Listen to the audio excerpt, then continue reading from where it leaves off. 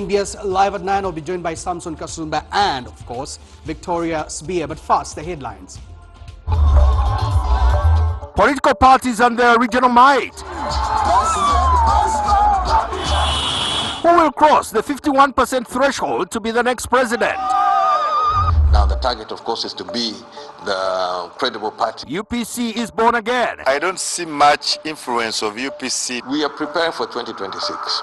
Is this a strategy to weaken the NRM, or is it weakening the opposition? Will simply legitimize Mr. Museveni. To move that the bill entitled After the passing of the UPDF amendment bill, what is the fate of the files that had not been transferred from the court-martial? Many people are just waiting for the Gazette to happen. When they abducted us from the court, they took us into a drone. Is the country returning to a state of lawlessness? Kidnapped around court, tortured and damned. Also, this head is paining like nothing. We really have independence of the judiciary.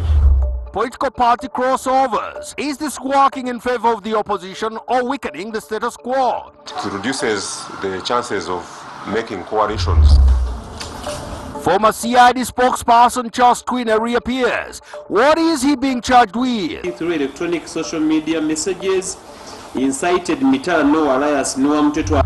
When the people entrust to them their needs, the long walk to sainthood. Rome awaits mainly for a miracle. How many are still on the waiting list? This is NBS Live at 9 with Kanari Mukume and Samson Kasumba. NBS Live at 9 starts now. Now on to our top story tonight.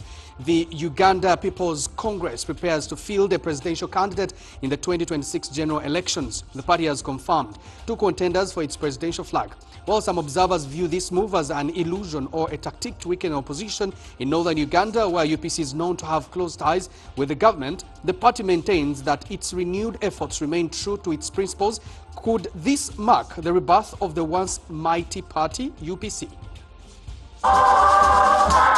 The Uganda People's Congress, UPC, was the first political party to lead Uganda after independence in 1962. It governed the country on 2 separate occasions before losing power after the disputed 1980 elections, which paved way for President Yoweri Museveni's rise to power.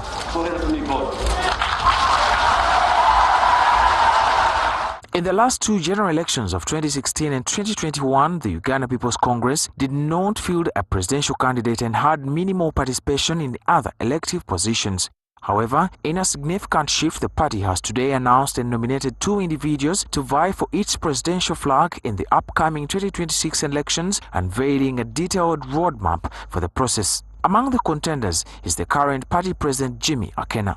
I take this honor to hand over this certificate as a duly nominated candidate for the highest office. Could this signal the return of the once mighty UPC party? In an exclusive interview, party president Jimmy Akena revealed that the party has deliberately been rebuilding its party structures and is now regaining strength to re-enter the electoral arena. This has been part of a deliberate strategy over a period of time to strengthen the party at an institutional level, to build on it, and such that we are now on a position whereby we feel confident to be able to present a presidential candidate. Akena emphasized that the focus is not solely on winning positions but on consolidating the party. Regardless of the outcome, he said UPC is prepared and ready to compete effectively. Some people may be doing that title, but we are going for 2026. And 2026, we're going to make a difference in that we are really struggling to make sure that we get change in 2026. That is the target. UPC has long grappled with internal conflicts, particularly over its top leadership. Veteran member Peter Walubiri has openly criticized the party's current structure, accusing Jimmy Akena of illegitimately occupying the presidency and dismissing his efforts to lead the party. The courts are very clear.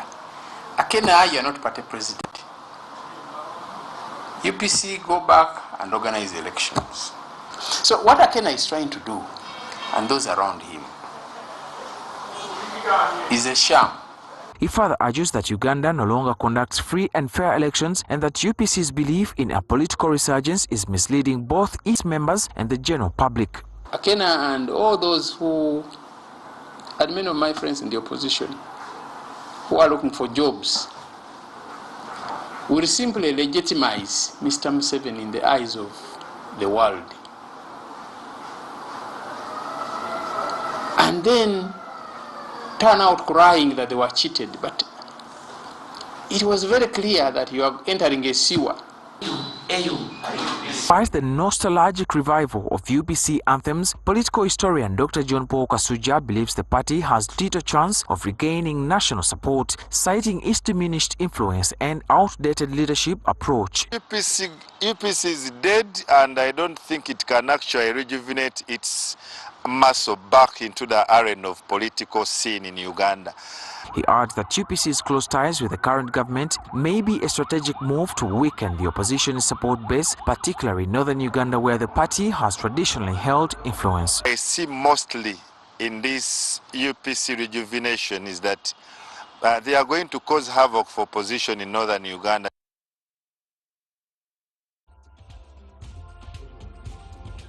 Well, what exactly is UPC party doing to revive its fortunes? And that's ahead of 2026 elections. Our reporter Adam Mayambala has been on this and now joins us live. Adam. According to the Uganda People's Congress, all the magic happens at the grassroots level, and this is what they have been doing the last 2 election years, trying to mobilize young people and teach them the ideology of the party and values, and trying to extend their influence not only in the northern Uganda but also the rest of the country, and perhaps that's where the future of the party lies. Thanks, Adam. Now, we're joined by UPC ideologue Joseph Ochieno and also political analyst. Joseph, many thanks for speaking to us tonight. For a while, UPC has confused us with its relationship with the NRM. What do you make of the continued efforts to revive its fortunes ahead of 2026? Thanks for having me, Canary. I was on this program 4.5 years ago where I told you that come in to participate in the leadership process, the election of a new president for Uganda People's Congress. That was following a Court of Appeal ruling in which it was declared that Jim McKenna is not president and that fresh elections be held. At the time, I decided that I should present myself as candidate. Indeed, I went on to win those elections. It's very unfortunate that we are in the state in which we are.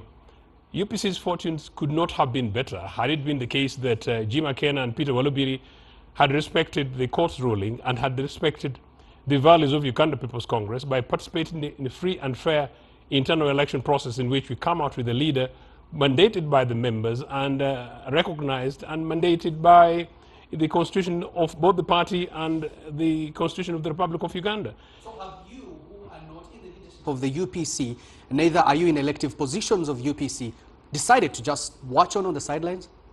You know, Canary, I've been on this for the last 4 years. Actually, it's part of my contribution that the party is where it is. When I came back to stand for the party leadership in October 2020, people were saying that UPC was dead, and I rejected the idea. Remember, as I said, that I participated in the election. Really, the election that took place, I won those elections, not Peter Walubiri. Peter Walubiri declared himself president on the 28th of December 2020. And until this evening, I have not seen Peter Walubiri anywhere, talking about the leadership of Uganda People's Congress on one hand. But on the other, Jim McKenna was rejected by the High Court, rejected by the Court of Appeal, rejected by the Supreme Court. Jim McKenna occupies Uganda House illegally. But of course, it's true that Jim is my brother and my colleague and has got a reasonable sub-region, but UPC is not a Lango thing, nor is it a family thing. Well, UPC is a national political party that we need to respect the Constitution of Uganda People's Congress and the Constitution of Uganda. Go and take this battle back into NRA so that we focus on issues to be able to make sure that we deliver an alternative government to this NRA regime. UPC can do that, but we can't do it with an illegality fighting an illegality. Well, the Joseph, nearest like yes. Well, Joseph, like you said, you've been at it for 4 years. Yeah. Now, you have just a couple of months into until you enter into your primaries, and now the general election just around the corner. You may not have time to settle all this. You might want to maybe look at ahead and see the strategies you have to deploy against the government that you are fighting. What advice would you give the leadership of UPC? I think you're very right in terms of the timing. I don't know who the leadership of UPC is. Jimmy is an illegality. Peter Walubiri's leadership is challenged. I think this is the burden of the High Court. I took this matter of judicial review to the courts, to the High Court in March 2021, and the matter has not been delivered on until today. It's 4 years, something that should have taken 6 months. In that very same seeking of a judicial review, I actually asked for a permanent injunction against Jim McKenna. So this is a matter which is in court, the matter of the leadership of Uganda People's Congress. Well, until the matter in court is resolved, many recognize Jimmy James Akena as the president of the UPC, including his own party members. And my question to you is, what can you advise way forward? I think it's urgent. It's urgent that Jimmy reviews his own conscience. Peter Olubiri reviews his conscience. They have a conversation. They call me, and the three of us sit and make sure that we resolve this in the absence of a resolution from court. Okay. In the absence of that, I think all of them, the two of them, are absolutely responsible for the mess in which Uganda People's Congress is. And when we go to heaven to report to Milton Obote, they know what Milton Obote will say about them. Well, thank you very much, Joseph Ochieno, UPC ideologue. And now moving on, the passing of the UPDF Amendment Bill 2025 raises fear about justice for those whose cases had not been transferred from the military court to civilian courts, which may potentially lead to prolonged detention. In a ruling by the Supreme Court in the case of Attorney General versus Michael Kabaziguruka, all 7 justices unanimously agreed that civilians should not be tried by a military court. In the ruling of the Supreme Court, in the case of Attorney General versus Michael Kabaziguruka, all the 7 justices unanimously agreed that civilians should not be tried in military courts. In the ruling, led by Chief Justice Ponso Winyidolo, the justices ordered the files of civilians who are being tried in military courts to be transferred to the civilian courts, a process that was supposed to be executed by the Director of Public Prosecutions. Apart from cases like that of Dr. Kano Kizza Besigye, Hajobed Lutale and Captain Dennis Ola, as well as other few individuals involving NUP supporters, some case files have not been transferred yet, following Parliament's passing of the UPDF Amendment Act 2025, which allows civilians to be tried in military courts. Questions regarding what happens next to the files of the cases that have not been transferred have been lingering. When asked, the Attorney General Chidyo Wachiwanuka referred us to the DPP for a response. In a phone call interview, Irene Nachimbogwe, the deputy spokesperson for the office of the DPP, told us that it is still early to tell since the president hasn't signed the bill into law yet. Abide by the provisions, and whatever they're saying, we shall abide by them. So as per now, we are still waiting for the president to assent the bill, and then we shall act accordingly there. As of now, no one knows how many files the DPP is supposed to transfer from the military courts to the civilian courts. The vice president of the Uganda Law Society said that they were unable to find out the total number. Try to seek, guidance from the Attorney General, where DPP says Attorney General has not guided. We're trying to work on the files being transferred. Makerere University Don Dr. Daniel Ruhweza told us that the current situation may end up with those whom the Supreme Court had directed to be tried in civilian courts returned to the Machindia Military Court. These files being transferred back to the General Court Martial once the President has signed this new law. Experts shed light on the possible consequences. Back to square one, but as Uganda Society, the position is very clear on that particular area. We intend to go to court and challenge the very law. We also asked whether the case involving Dr. Kizza Besigye and his colleagues that have been brought to civilian courts could be reversed back to the military court. That may be difficult. I do not think that it will be possible now for that case to be sent back to the General Court Martial. Experts say that Uganda's current situation is not normal, and all hope lies in the Constitutional Court to urgently hear the upcoming legal challenge as soon as the law is gazetted. Now, ahead of 2026 general elections, most political parties have realized where their strength is, and they are now using regional political strategy to strengthen their support in those respective regions. NUP has had a number of programs in Uganda in an area they call their stronghold. The ruling NRM has consolidated Western Uganda or Western region, and UPC is also shining in Lango sub-region. Even when political parties deny getting involved in politics of identity, from the look of things, it is something they cannot deny or run away from. Now, UPC is among the political parties that have had to start their mobilizations in regions they call stronghold. Jimmy Akena, in his presidential bid, started with reaching out to the Lango sub-region, touching base with his supporters. The leading opposition party, NUP, has had several programs in central Buganda and Busoga, aimed at strengthening their already existing support ahead of 2026 general elections. The ruling NRM is also busy in the West, where it enjoys majority support, and so is the FDC in the Far East. Regardless of their efforts to strengthen their political support using the regional political strategy, Reverend Dr. Simon Feta agrees with the claims of political parties having regional political strategy. When a political party is successfully able to win over a given people in a given space, that will mean that they are able to use the evidence they have to say, look, we are making contributions this far.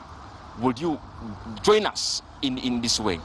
And I think until that move, the dimension is captured, then you cannot have anything else in that framework. Reverend Dr. Feta believes even with the politics of identity being suggested in 2026, the dominance will only be determined by politicians' individual work rates. But the focus should not be the color. The focus should be whose idea can we embrace and in whom can we entrust our guaranteed vote to say, go and stand tall and speak for what the people really say. Such views confirming the secrets behind political parties' regional strategy have only left political parties in denial. NUP's Secretary General David Louis Rubongoya insists NUP's vision is to dominate in all regions of the country, but it's the NRM deliberate policy to block their activities that makes them look Buganda-based. Whereas the ruling NRM has also denied, insisting to be having a national NOSH countrywide. NRM ideology was totally against the identity politics right from the beginning. So when NRM took over power, it had to fight the identity politics, and it started from somewhere, but also had the responsibility of liberating the whole country in phases.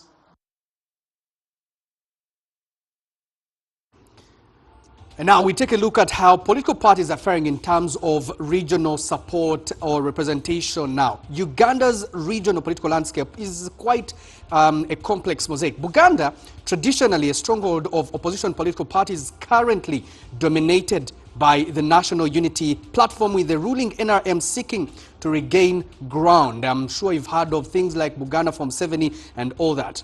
In contrast, Ankole sub-region, long considered an NRM stronghold with little signs of shifting allegiances, particularly in urban centers. That's an NRM stronghold. In Rukunjiri district, once a stronghold of the FDC, has now defected to PFF, People's Freedom Forum, amid allegations of dirty money and party infighting, according to how things are looking. Bushenyi district, once cited as an NRM stronghold, is emerging as a battleground for multiple parties, given its history of political diversity. You see NRM there, PFF, DP, and some NUP in there. Now let's take a look at Acholi sub-region. Having shifted towards NRM in the recent years due to significant government investment, and it still harbors a strong opposition presence, with Democratic Party also being a notable face. You can see largely NRM, but a little bit of Democratic there. Democratic Party you can note. In Kasese district, a long-standing opposition stronghold, the FDC faces a challenge from PFF for dominance. That's going to be a battleground for the two. And Eastern Uganda presents a mixed picture, with NUP making inroads, especially around Busoga sub-region, which is gradually drifting away from its traditional NRM allegiance, although the ruling party still maintains a significant presence.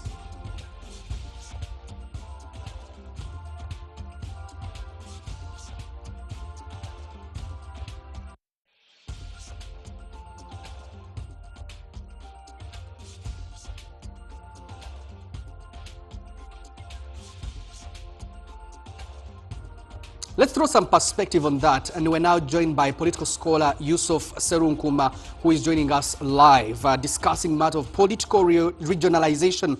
And many thanks for joining us, Yusuf. My first question is, what factors are driving the regionalization of political party support in Uganda, with parties seemingly dominating specific areas scattered? Some seem to be losing their dominance, others seem to be gaining some support. Thank you so much for having me. First of all, I think that regional framing is a problematic framing.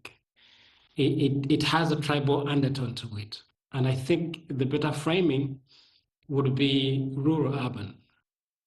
I think the urban centers, because, they're urbanized, they interact with government every day, they expect much more from, and they have a direct contact with what appears like the government. So on their part, are you there? Hello, can I? Yes, I can hear you, Yusuf. Yeah, so on the part, they expect to interact with government much more, and so they interact with the inefficiency of the government every day. So for the urban centers, and Buganda being the most urbanized of all Uganda, tend to associate with those who are trying to overthrow this government, right? So you're going to find these patterns reproduced in urban centers across the country, not necessarily in Buganda. So my question is then, how might this trend impact the regional appeal and relevance of political parties beyond just their strongholds? You've heard NUP saying they are not a Buganda political party. You've heard UPC say they are not a Lango political party. How might these trends actually affect the political party's support? Tending to associate with his government because of his nature of politics. It's very sectarian, it's very tribalistic. But in the larger display of things, I think the right frame would be urban and rural. Well, unfortunately, we lost that connection. NBS Live at 9 takes a break. We'll return with more stories making headlines tonight.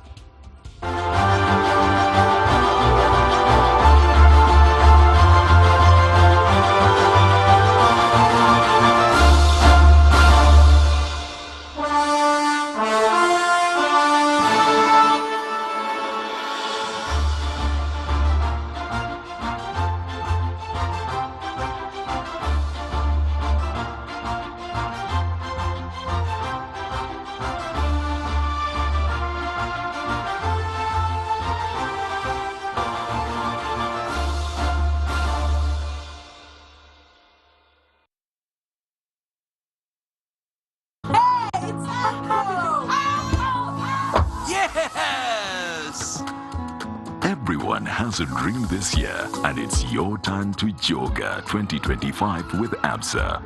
Switch to Absa and make your dream a reality by applying for the Absa SME unsecured loan.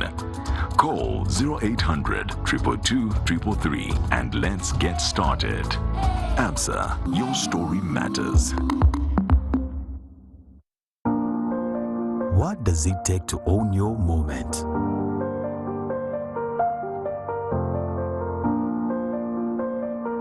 It takes preparation without limits. Mommy, what happens when I don't brush my teeth? When you don't brush your teeth, they will rot and they will fall out. Wow, Mommy, how do you know all about this? Mommy, you're smarter than TikTok. Thank you, Mila. It takes knowledge without boundaries. At FiberNet, we work backstage so you can take center stage. Get connected to the most reliable and affordable unlimited internet by visiting fibernet.co.ug or call 0800-310-310 to get started. FiberNet, the unlimited internet experience.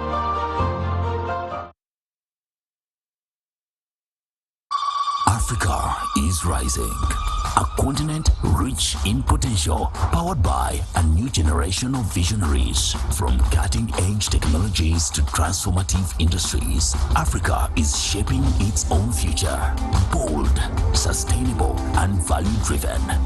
Inspire Africa Group welcomes you to the first Africa Business Forum, which will be held at Africa Coffee Park under the theme Innovation, Industrialization, and Value Addition. On the 23rd of May, 2025, the chief guest will be His Excellency Yoweri Kaguta Museveni, President of Uganda, and His Excellency Dr. Samoei William Ruto, President of Kenya. Come, engage with the key policymakers, forge strategic partnerships, and unlock new markets. Join us as we reshape Africa's economic future. Are you you ready to explore the historical Movit village?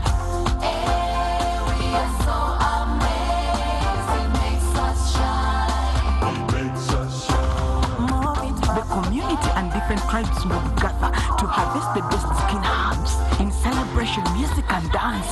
It was a magical time.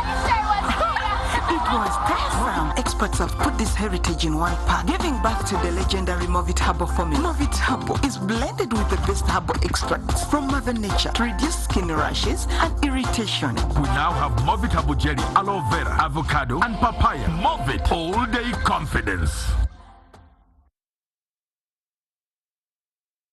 You will always know when you're in the presence of the finest. It's like time slows down, just enough for you to feel everything in full flavor. Tusker Malt Lager. Alcohol is not for sober persons under 18. Please drink responsibly. From the heart of Uganda, where every street hums with history and every voice echoes a story, comes a festival that lets the world know of the Pearl of Africa. Uganda Film Festival 2025 is calling. From May 26th to June 6th, cinemas across the nation will blaze with cinematic stories. Watch, feel, and reflect. Then cast your vote for the Viewer's Choice Award category. Step behind the scenes in exclusive workshops and forums. Discover something new. The Uganda Film Market, a vibrant hub for filmmakers, distributors, and investors. The journey climaxes in brilliance at the awards gala. Brought to you by the Uganda Communications Commission. For details, call 0800 222 777. MTN Momo introduces Yinvesta, a convenient way to make your money work for you. Customers can invest as low as 1,000 Uganda shillings, earn daily interest, and withdraw their savings anytime they want. Simply follow these steps. Dial *165#, select option 7, Invest and Insure. Select option 1, Invest with Momo. Then select option 1, Yinvesta. Finally, enter your PIN to unlock the power of Yinvesta. MTN. Together, we're unstoppable.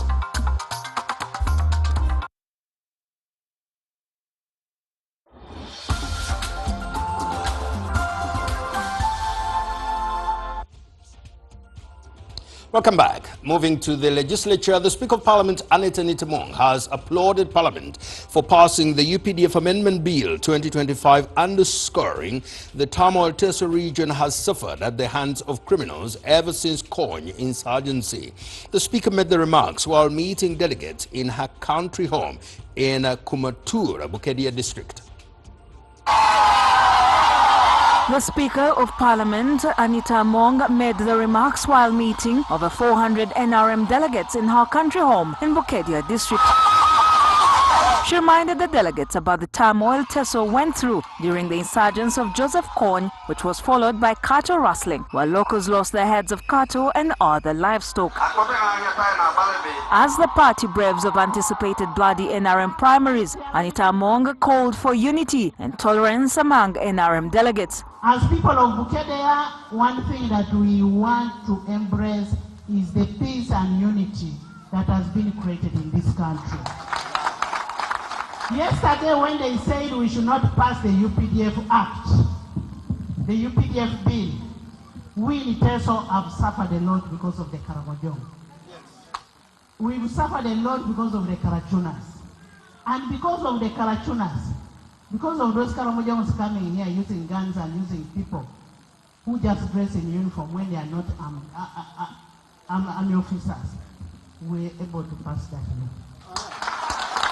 Anita Among, currently doing national-wide consultations, is contesting for the position of second national vice chairperson female to unseat Rebecca Kadaga. Museveni oye!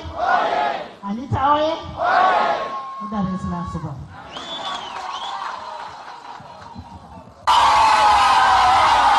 The Speaker.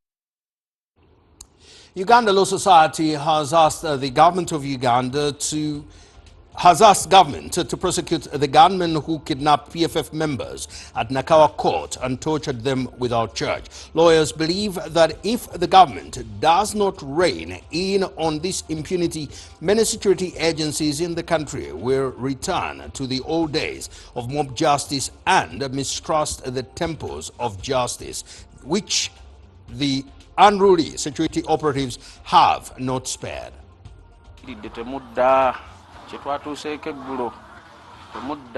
Umar Katongole is a member of the People's Front for Freedom. He's among the members of the PFF who were kidnapped immediately after the court sitting at Nakawa Magistrates Court. When they abducted us from the court, they took us into a drone. So reaching in the drone there, they started beating us everywhere. Katongole, who sustained injuries in his mouth, legs and arms, told us that the gunmen accused him of harassing officers in court, and the bruises on his body confirmed that he was badly beaten. These injuries I have at the head, also this head is paining like nothing. I can't even stand on myself because they beaten me, these legs down, the way you can see. These legs, the injuries I have, all the legs, they were just beating. When the kidnappers were done beating him up, they threw him in Buya in the evening with his friend, whom he identified to have come from Kawempe. Then they each went home. Asking us, why are we beating soldiers? Why are we removing soldiers into the court? So it was a bad situation yesterday.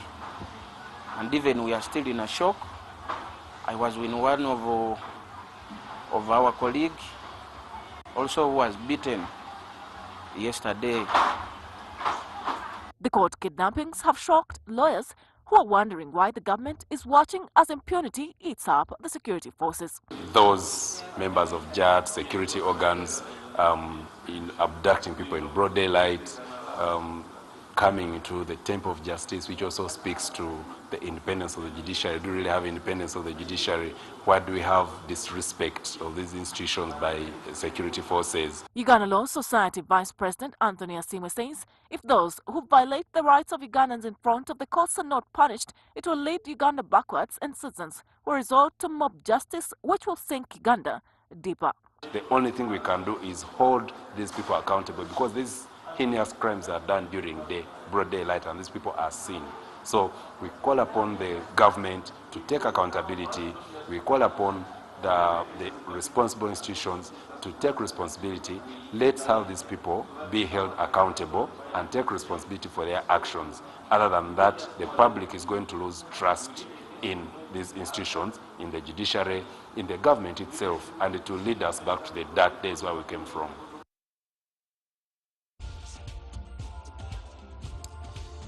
Troubling that. Still on Martyr's torture, Priest Kasim Nachivinga has urged the judiciary to consider granting mercy to arrested individuals, allowing them to receive medical attention while in custody, particularly when they appear in court. But our Uganda is for all.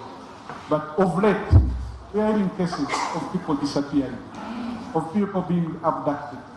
There is no cause for this. I believe whoever is behind it is acting on fake intelligence, because there is no reason to do this. I was on television. I saw one being brought into court, shivering, trembling, asking the judge or the judicial officer to allow him access to medical services. To my dismay, the judicial officer said no. I'm saying we are human beings. It's only fair that whoever is appearing in the dock is in good health. It's at this point in time I wish to seek the indulgence of the Chief Justice of Uganda to prevail over his judicial officers, to take interest in this case and allow this young man or old man, whoever it is, Edem Kwe, to access specialized medical attention. The long list of Christians, including missionaries that operated here, are at the peak of the process of being declared saints.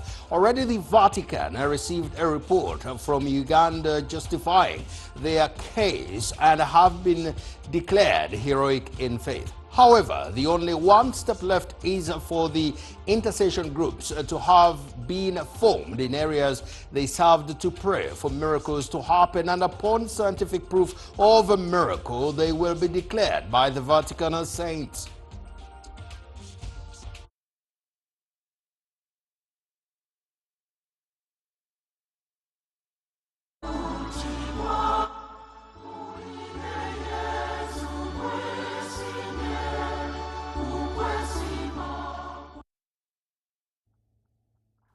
There is a long list of Ugandan believers and foreign missionaries who operated in Uganda upon their faith.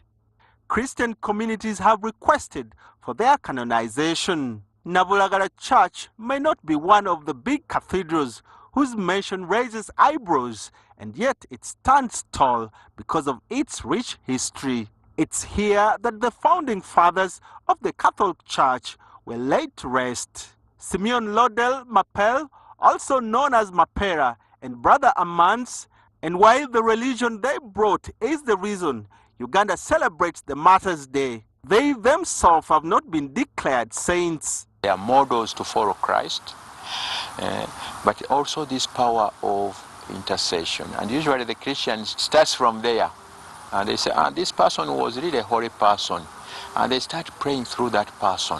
It's not the bishop or what who's going to start, but there are people who have been living with these people, who have known these people. And then there is Reverend Sir Mother Mary Kevin, 1875 to 1957, known for the provision of health services and supporting the girl child, who was initially buried in Ireland and later reburied in Kokonjero, Buyuke district. Miles away in Masaka is Monsignor Aloysius Ngovia, 1896 to 1983, and Sister Amadeo Biavali, 1907 to 1979, from Chitovo Diocese. The Roman phase represented the compilation of the investigation which was carried out at the diocesan level about the history of their lives or biography.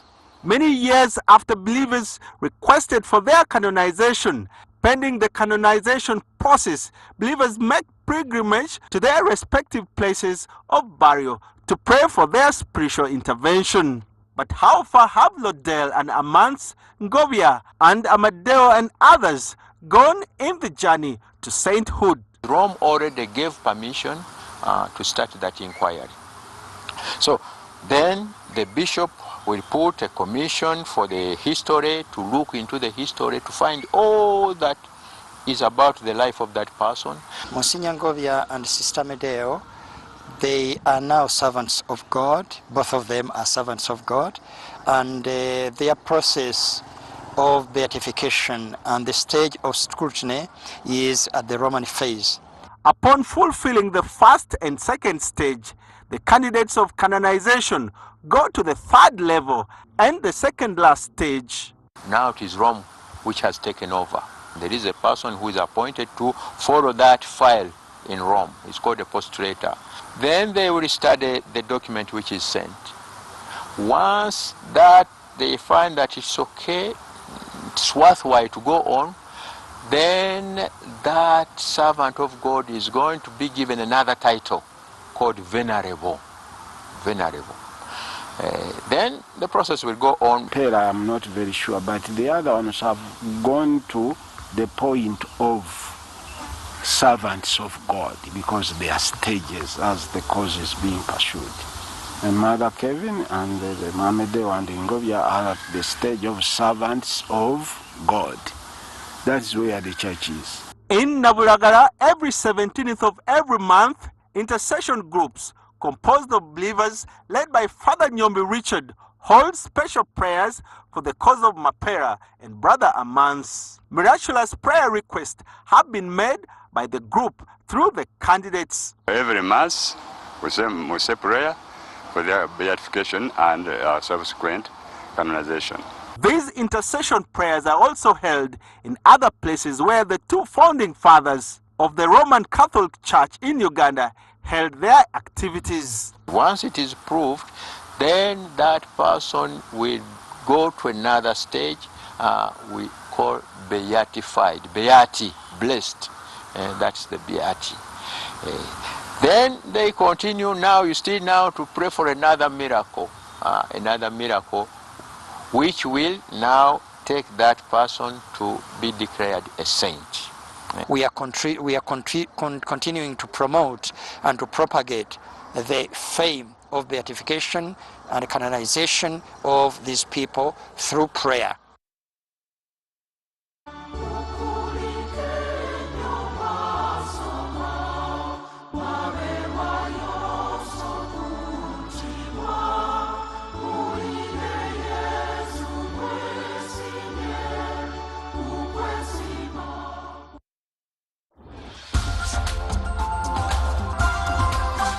Feedback brought to you by At ABSA Corporate and Investment Banking, we are invested in your story, and we invite you to write it with us because your story matters. ABSA.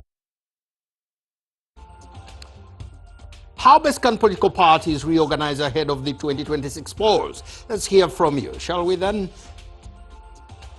Okay, Kato, strengthening internal unity, mobilizing resources, and enhancing grassroots engagement. They should also adapt to changes in the electoral roadmap to ensure voter education. Additionally, securing peaceful campaigns and addressing internal divisions will be crucial. That's Kato Lawrence Kanyike. Who else is there?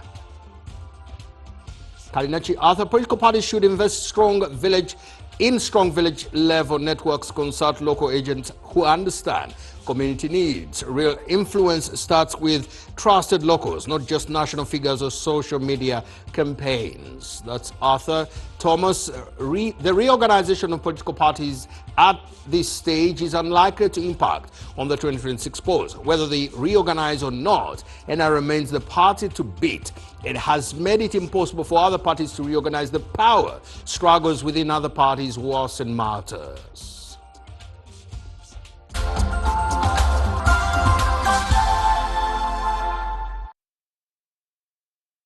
Let's hear from your leaders. This is very short from President Yoweri Museveni. I commend Parliament for passing the UPDF bill, preventing a clash between the Army Parliament and the judiciary. Wow. Evelyn Anite, today President Kaguta Museveni commissioned the Pura Organic Pro Tech Factory, a cassava value addition factory in Nakasongola. They have created 150 jobs they are exporting to other countries. They have also increased demand for locally produced cassava, as in muogo. Rebecca Letwala Kadaga, the Council of Ministers at the conclusion of the Sector Council on Finance at the ESE at the headquarters in Arusha at Jumuiya.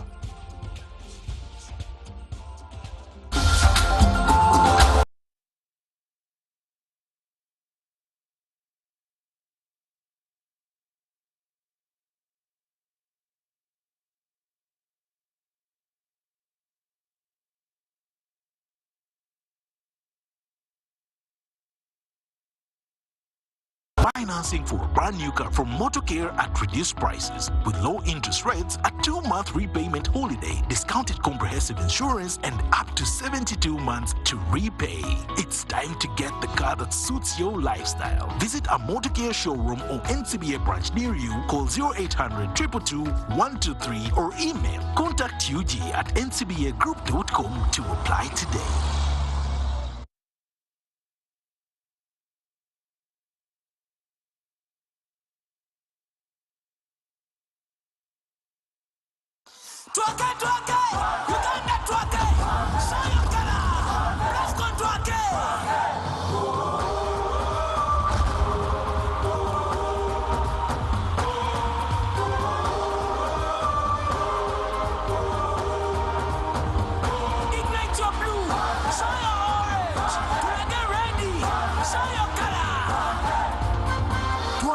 For our teams, ignite your color with Plascon, proud partner of Uganda Sports. Color your world.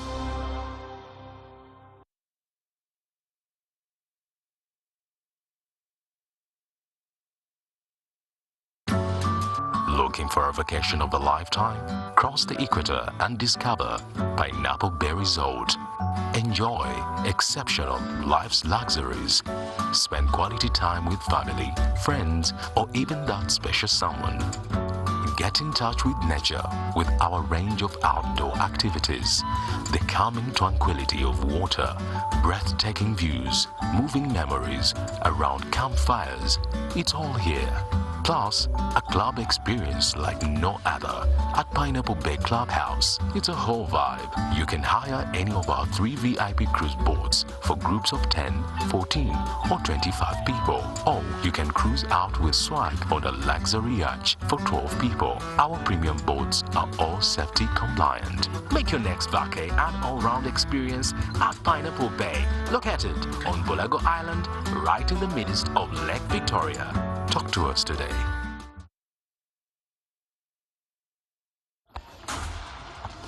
Yeah, possible. Looks like whoever drops the ball buys the Pepsi. Go on, Jack. Sonny! Saved by Leah Williamson. Wow, Vinny Jr. Game over. Wait, there's only one Vinny J. Pepsi, thirsty for more.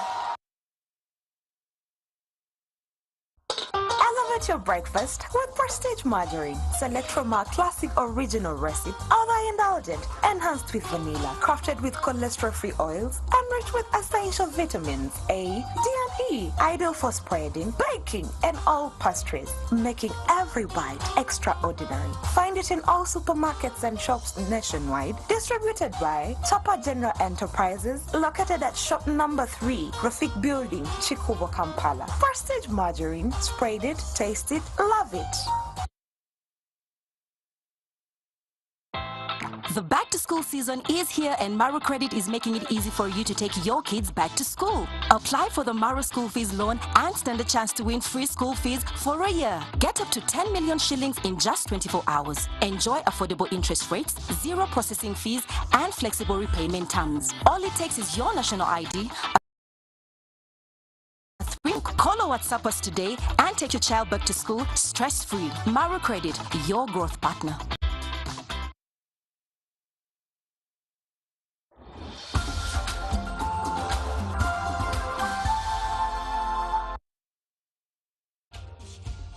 In other news, activist Boniface Mwangi was earlier today released shortly after Kenya's foreign ministry demanded his freedom. However, activists and lawyers claim he can barely walk, citing torture allegedly inflicted by Tanzanian authorities. Mwangi is said to have been dumped at the Horohoro border post by Tanzanian security agents on Thursday morning after being deported by road from Dar es Salaam.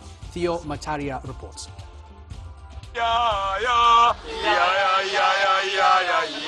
A few minutes to 3 p.m., Kenyan activist Boniface Mwangi appeared in public for the first time since his arrest on Monday, which had raised concerns about a potential diplomatic incident between Kenya and Tanzania. Boni was dropped in Horohoro border post, and he found his way up to Lunga Lunga and got transport, and Caleb picked him up. I have gone through very 4 dark days. I have been tortured very badly. I can barely walk. Every time they were doing this, they kept making reference to the president, asking him to say Asante Mama Samia, as they were torturing him. According to his wife and accompanying human rights activists who received him after he was found abandoned in Ukunda, Kwale County, Mwangi is said to have suffered torture while in custody. His condition is not good at all. As you will see clearly, he can barely walk. Hata kushikwa kuwekwa ndani na kupigwa na kukaa siku 3 umefungwa uso na pingu, anakwenda choni hivyo hivyo, kula hawezi kwa sababu akienda choni maskari wanaosimamia pale. Hii si haki. Speaking to journalists, a visibly weakened Mwangi expressed deep concern for Ugandan activist Agatha Atuhaire, with whom he was arrested and detained. Agatha was reportedly separated from Mwangi during their detention in Dar es Salaam, and her whereabouts still remain unknown.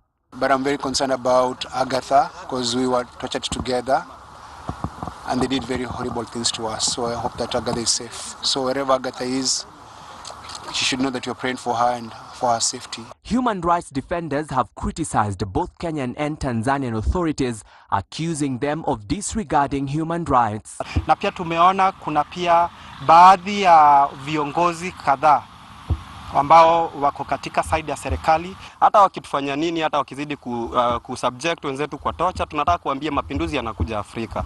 Mwangi's release came shortly after Kenya's foreign ministry issued a statement demanding an explanation from Tanzania for his detention without formal charges. We believe that in good time there'll be communication, including from himself, after he has found an opportunity to talk. So I'm confident and I've been assured that he has been released.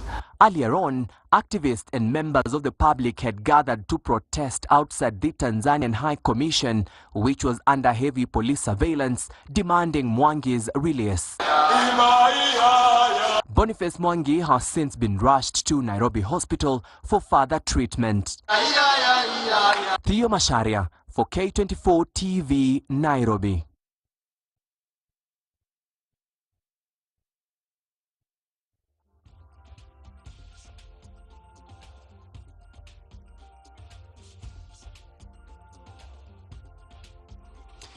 Former Criminal Investigations Directorate spokesperson Charles Twine, who was previously reported missing, has reappeared and been charged with inciting violence.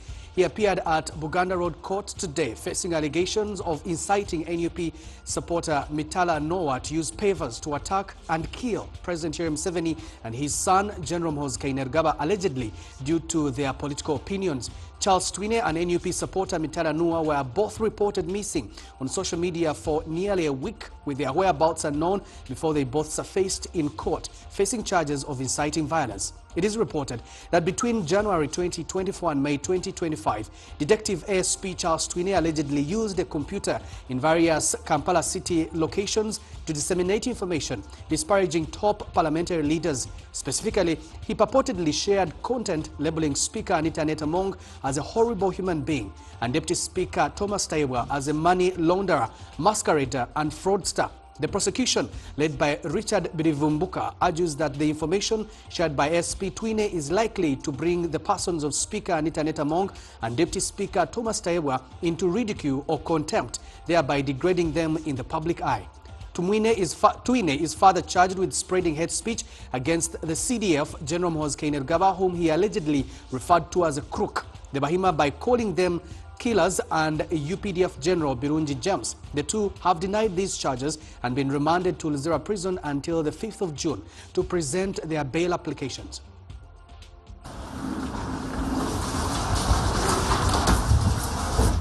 It's alleged that Detective ASP Twine Masio charged between January 2024 and May 2025 at various places within Kampala Capital City Authority through electronic social media messages incited Mitala Noah alias Noah Mutwe to attack and cause the death of the President Republic of Uganda using pavers by reason of his office or political opinion.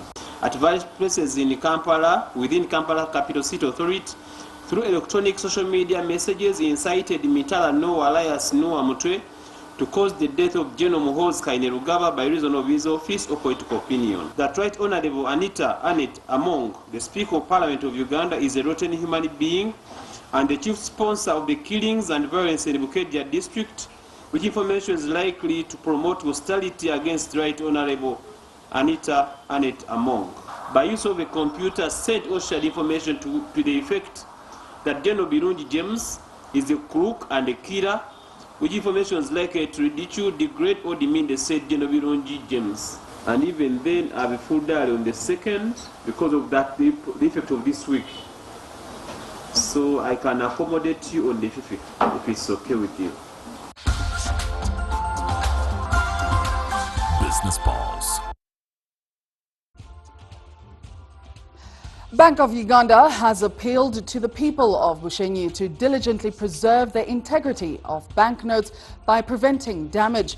This, according to officials, will help in minimizing the significant costs associated with printing new currency. The Bank of Uganda officials disclosed this during a town hall engagement in Bushenyi District Multipurpose Hall, where a number of other issues ranging from financial literacy gaps, inflation, loans and e-cash, among others, were highlighted. In a bid to improve the citizen understanding of the roles and functions of the central bank, Bank of Uganda has organized a town hall engagement with the people of Bushenyi. Here, many concerns were raised by the people regarding loans from commercial banks, e-cash and inflation.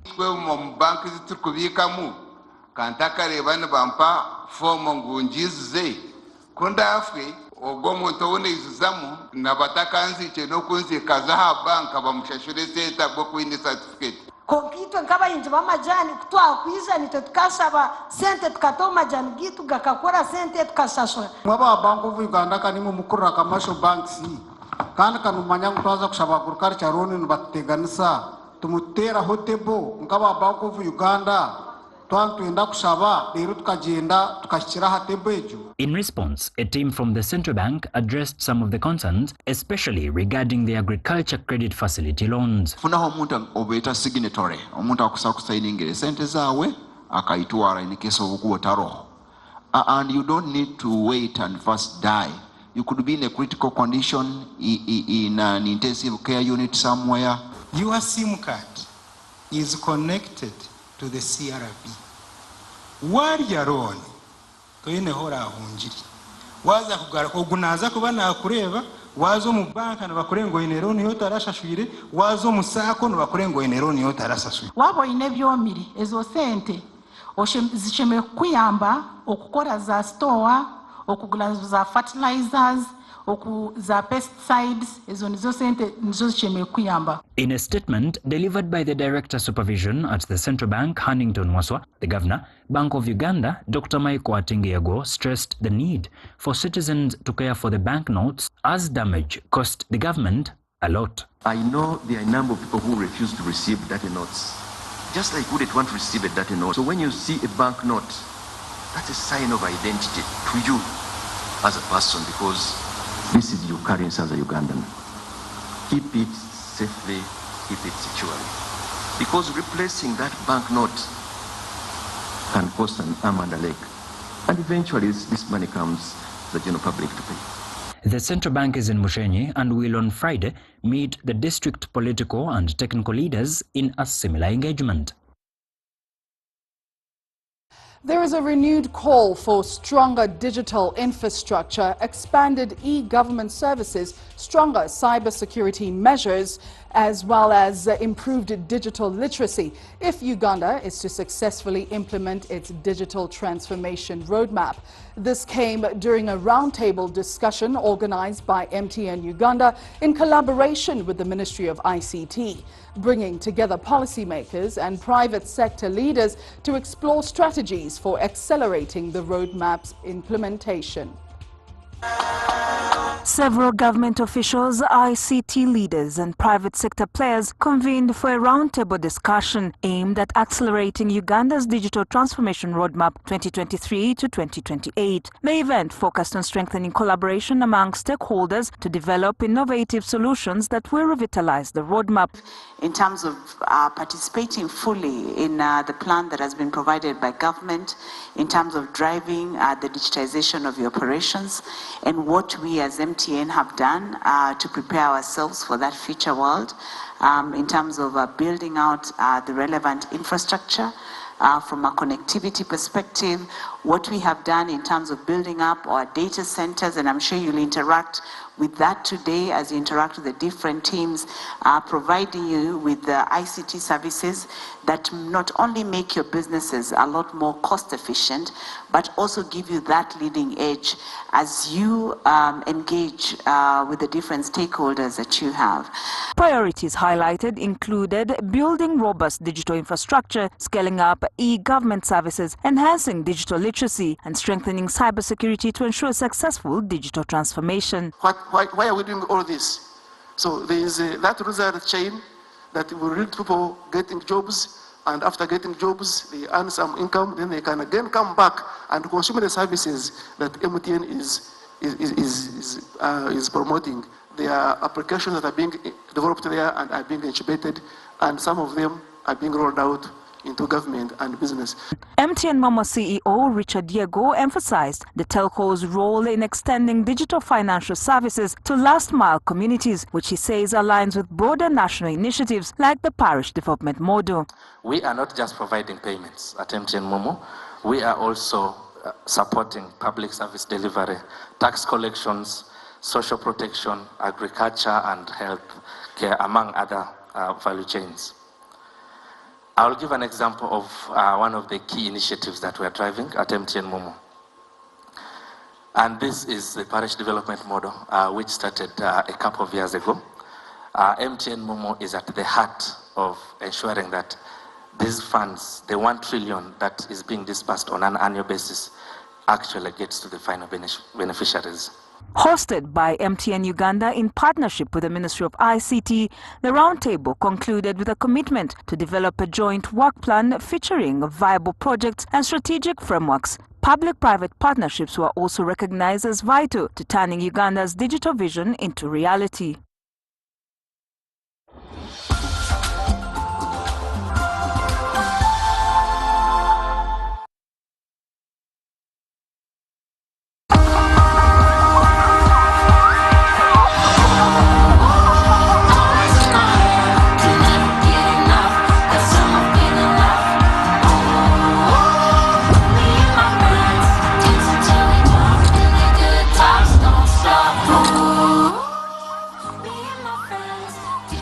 MTN, together our flash snap is unstoppable. MTN is regulated by the Uganda Communications Commission.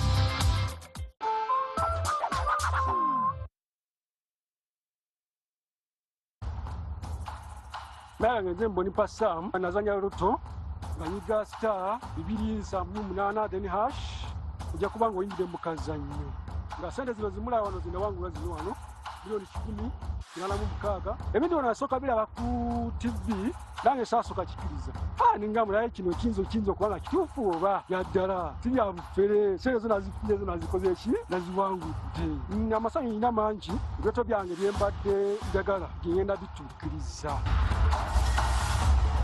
Uganda National Lottery. Dream, play, win. Participants must be 18 years or older. Play responsibly. The Uganda National Lottery is operated by Ituba Uganda and regulated by the National Lotteries and Gaming Regulatory.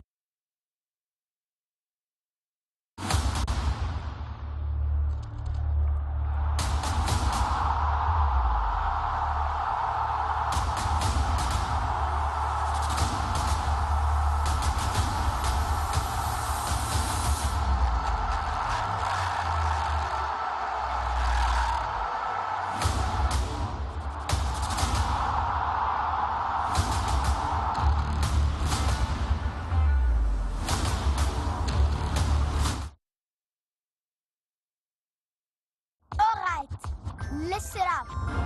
Colgate is on a mission. It's kind of a big thing.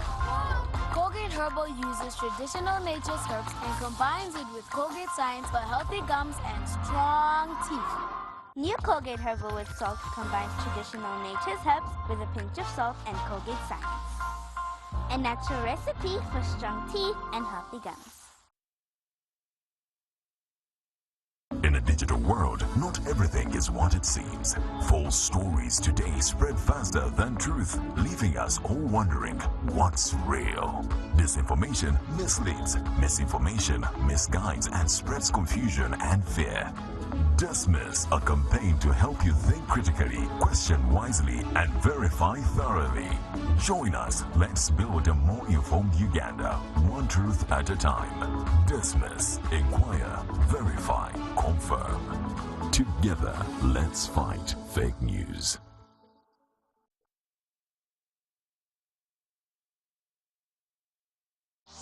Here's your chance to win school fees for your child for a whole year. Just pay school fees using Momo. Today we are at Lukman Primary School that's located in Kauku, Bwerenga, right by the lakeside. We have a happy customer who paid for her daughter's school fees. Nuru wano muwanguzi era agenda kusoma guno mwaka gwonna. MTN Momo esasudde yo akolegwa kusoma. Ngasasula bitundu nendeta nensasulako nasigala nga babanja natuka okuwumula nga tannamalayo bananketa bibadde byangu naye mwebale nnyo mwebalira mpulira ng'essanyu limpitidde naye mpulira ate kati nga kaba bukaabi mu mutima mwebale nnyo mwebalira kula nga ze muwanguzi nakonde nnoo. Dial *165 *80 hash. Select option 2 for school pay. Select option 1 to pay school fees. Enter the student number and amount and approve the transaction. You are now entered a draw to win school fees for your child for a whole year.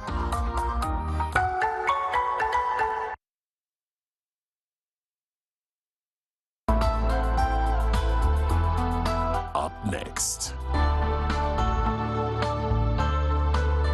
Brought to you by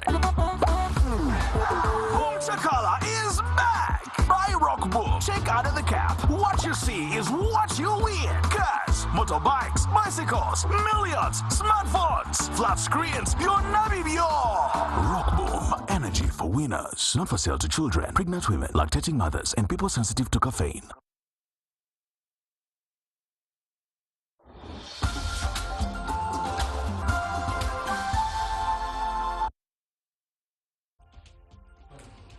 And that's our time here on NBS Live at 9. But, of course, it's a Thursday, so you know what it is. NBS Frontline weatherman Simon Kagwa Njara is up next. Simon. Well, we can't wait to run 2 hours of real politics where we'll be analyzing the drama. I'm told there is worry around human rights in East Africa. Definitely, there's no hiding place now in East Africa, you know. When you go to Tanzania, they'll bundle you up. Nairobi, not any different. Maybe Rwanda.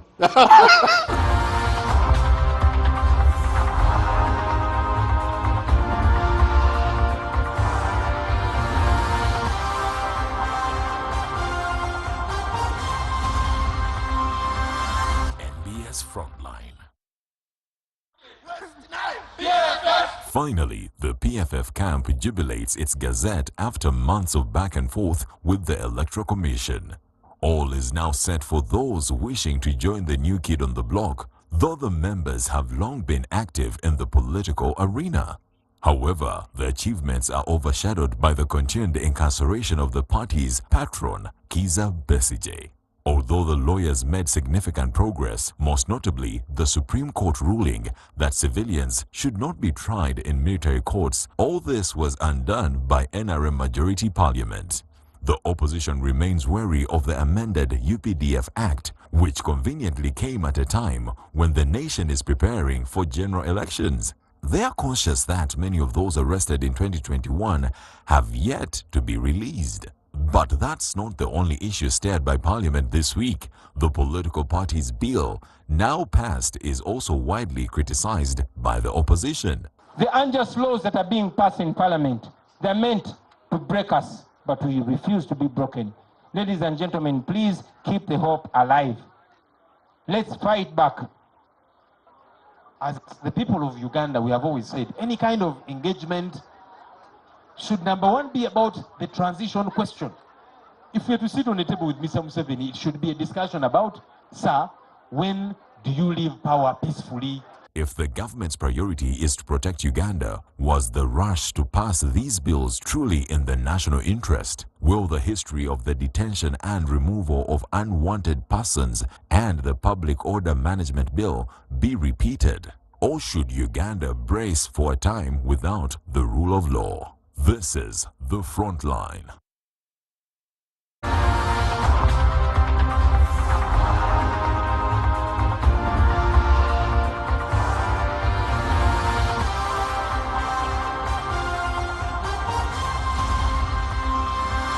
NBS Frontline.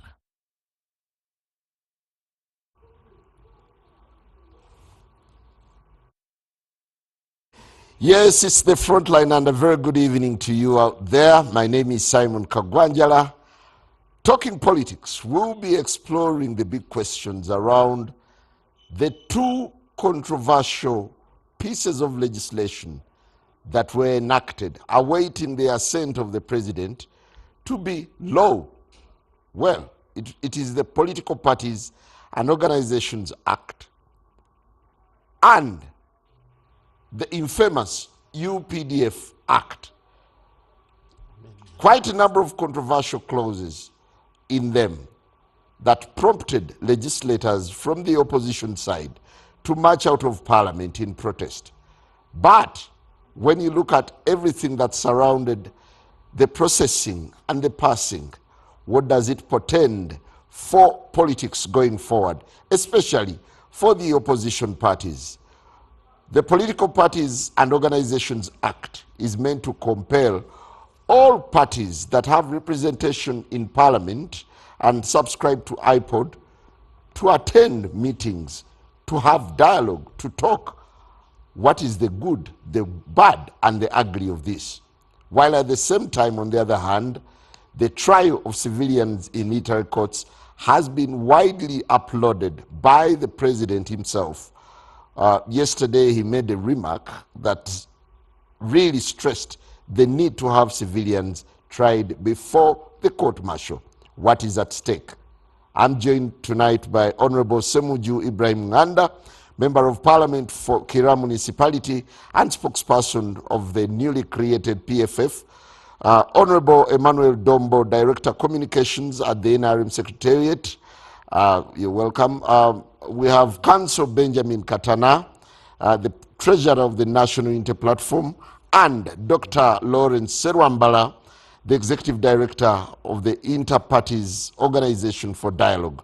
Good to have you all, and thank you for joining us. Honorable Semuju, I'll start with you. Your walkout from Parliament has been widely criticized. What do you think it was strategic for you to miss out on the Hansard? You see, I told the Honorable Senyonyi this was internal, but I don't think it is harmful. That leading MPs is not simple. I remember one time General Muntu approached me, he was asking me to be chief opposition whip at the beginning of last parliament, and I told him no. And the reason I gave was that MPs have no discipline. And Muntu said, that's the very reason I am appointing you. I resisted, but eventually he told me, Semuju, we are training you to be a leader, and you will not choose how we will train you. I accepted. So you lead the group, some will want to walk out, others will want to stay in.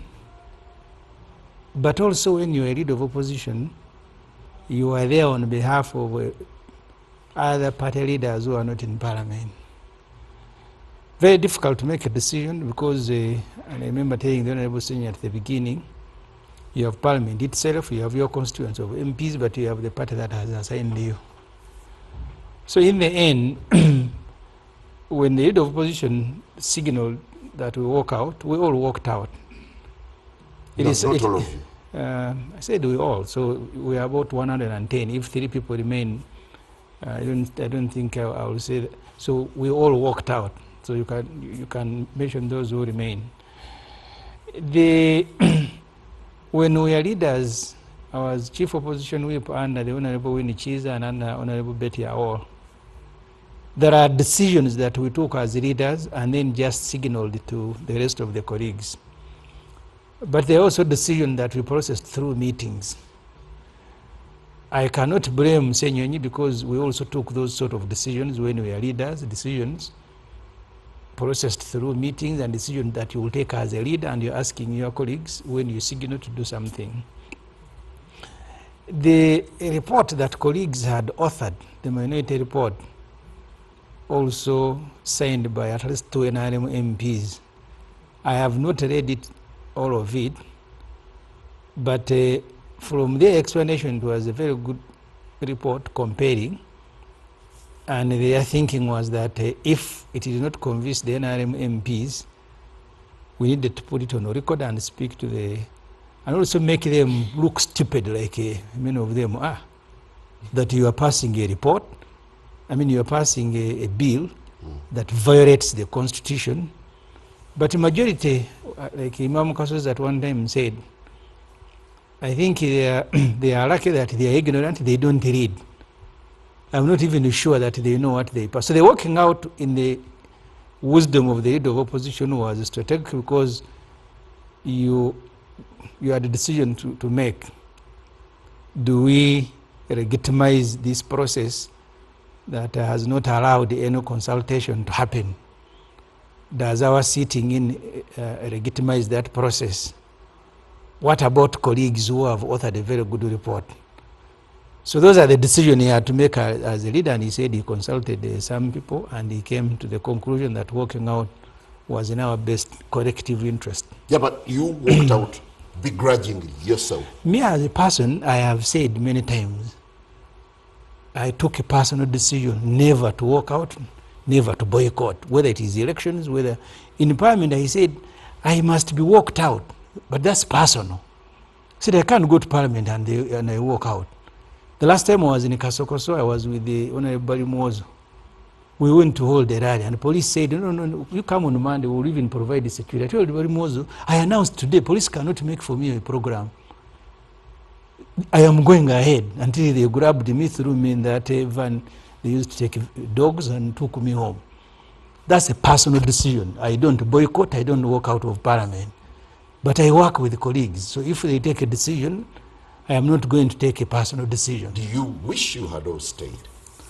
I have told you, for me, I actually went to Parliament ready to argue, because you see, that's what I told Kadaga during the removal of term limit, that you as a speaker, you are a creator of the rules. If you don't respect them, you don't invite me to respect them. And that's what I wanted to put to my friend Anita Among. First, the rules are very clear. A report on a bill must be debated after 3 days. The reason is that you allow MPs to read and internalize, and then they come to make a decision on behalf of the country when they know what they are doing. So you cannot, because the way this whole process was handled, the MPs themselves who sit on these two committees that we are processing the UPDF bill, they told them, first of all, when we are passing the budget, that you stop that work, come and pass the budget. Baka Mugabe, who was chairing the meeting, said, I have adjourned this meeting, signed, meaning I will call you. In the evening, he sent the message that you come back to Parliament, we continue with the work. Now we go to Munyonyo. In Munyonyo itself, they started the process. This was a bill of more than 80 clauses. They deal with 1, 2, 3, including a bill that makes Museveni, Salim Saleh, and others permanent members of the High Command in the schedule. When the MPs voted against that particular clause and another, Baka Mugabe adjourned for some lunch. When he returned and they were voting again against another, he said, for us NRM, we want to go to Entebbe for a caucus meeting. A bill of 80 clauses. He had lost the first 3. Then he disappeared with his group, they went to Entebbe. They came back at 4 with a report. And then they said, no, we have been signing in the office of the chairman. So there was no committee of Parliament that sat and processed a bill. There was no committee. They signed either in Entebbe, then others said we signed in the office of the... So even the ones who did the minority, they said, okay, you give us what you have signed. Then they read. That's why they also didn't sleep. If you ask Honorable Segona, they spend the whole evening and night and morning responding to a report. So those processes, for me, I wanted us to put them before the Speaker. First of all, if you have a report done in those circumstances, our rules are very simple. That report is referred to the Clerk of Parliament for investigation, because that was forgery. And if the Speaker refused, then we will be following no rules. For me, I wanted to go full length, but as I said, I work with others. With Kadaga, I said, we will not accept. I am now going to begin shouting all afternoon, until she brought a policeman and we were beaten. So if the Speaker of Parliament and NRM people are following are not following rules. You cannot ask me to follow them. Then we go and now do it in a native way. That is my approach, but I am not the leader. So when the leader signals that you guys, let's move out, I have to respect. But do you feel you missed an opportunity to present your concerns on the floor of Parliament? I have said when you are a leader, I have also taken decisions when I am leading MPs and they rebel. One time I remember I went to Najana Nkumi and I wanted to suspend Gilbert Oranya. Because as a leader, he said, we support this. He said, no, we don't support it. Very difficult. So, I mean, if you want to work as a group, you must accept that sometimes you will not win. That's why me, who doesn't want to walk out, who doesn't want to boycott, when the signal was that move out, I said, okay, we'll move out, and then I will go and present my issues in a subsequent meeting. Well, thank you very much. We're joined by Honorable Jimmy Akena. Honorable, the President of Uganda People's Congress, good to have you. Did you walk out of Parliament when the bills were being passed? No, I did not. Because by the time Leader of Opposition and team walked out of Parliament, I was stuck in the jam getting to Parliament. And that there was extra security, which delayed the access to Parliament. And when I got there, there was no information, prior information about the walkout. And I had some very serious matters on the Political Parties and Organizations Act amendment, where it's being brought in the name of IPOD. I have been on the summit of IPOD for the last 9 years. I have supported activities of IPOD. I have been generally committed to IPOD. So when this bill, which is something which I am well versed with, came out of the blue by people who are completely alien to the operations of IPOD, I definitely had to take a position that I wanted to be on record. Because I had written to the Minister of Justice, who oversees EC as far as budgeting is concerned. I had written to the Minister asking for a meeting on the operationalization of 14A of the Political Parties Organization Act, which effectively meant that in the election years such as this one, we're supposed to share the money from government equally. So that was what was on my docket. So I went on the floor and I gave my position. And if we're going to have this issue of walkouts, there needs to be consultation because we're more than one party. As UPC, we had our issues, and I put my issues, as far as I'm concerned, on the Political Parties and Organizations Act amendment. Immediately after I'd given my position, I left the House.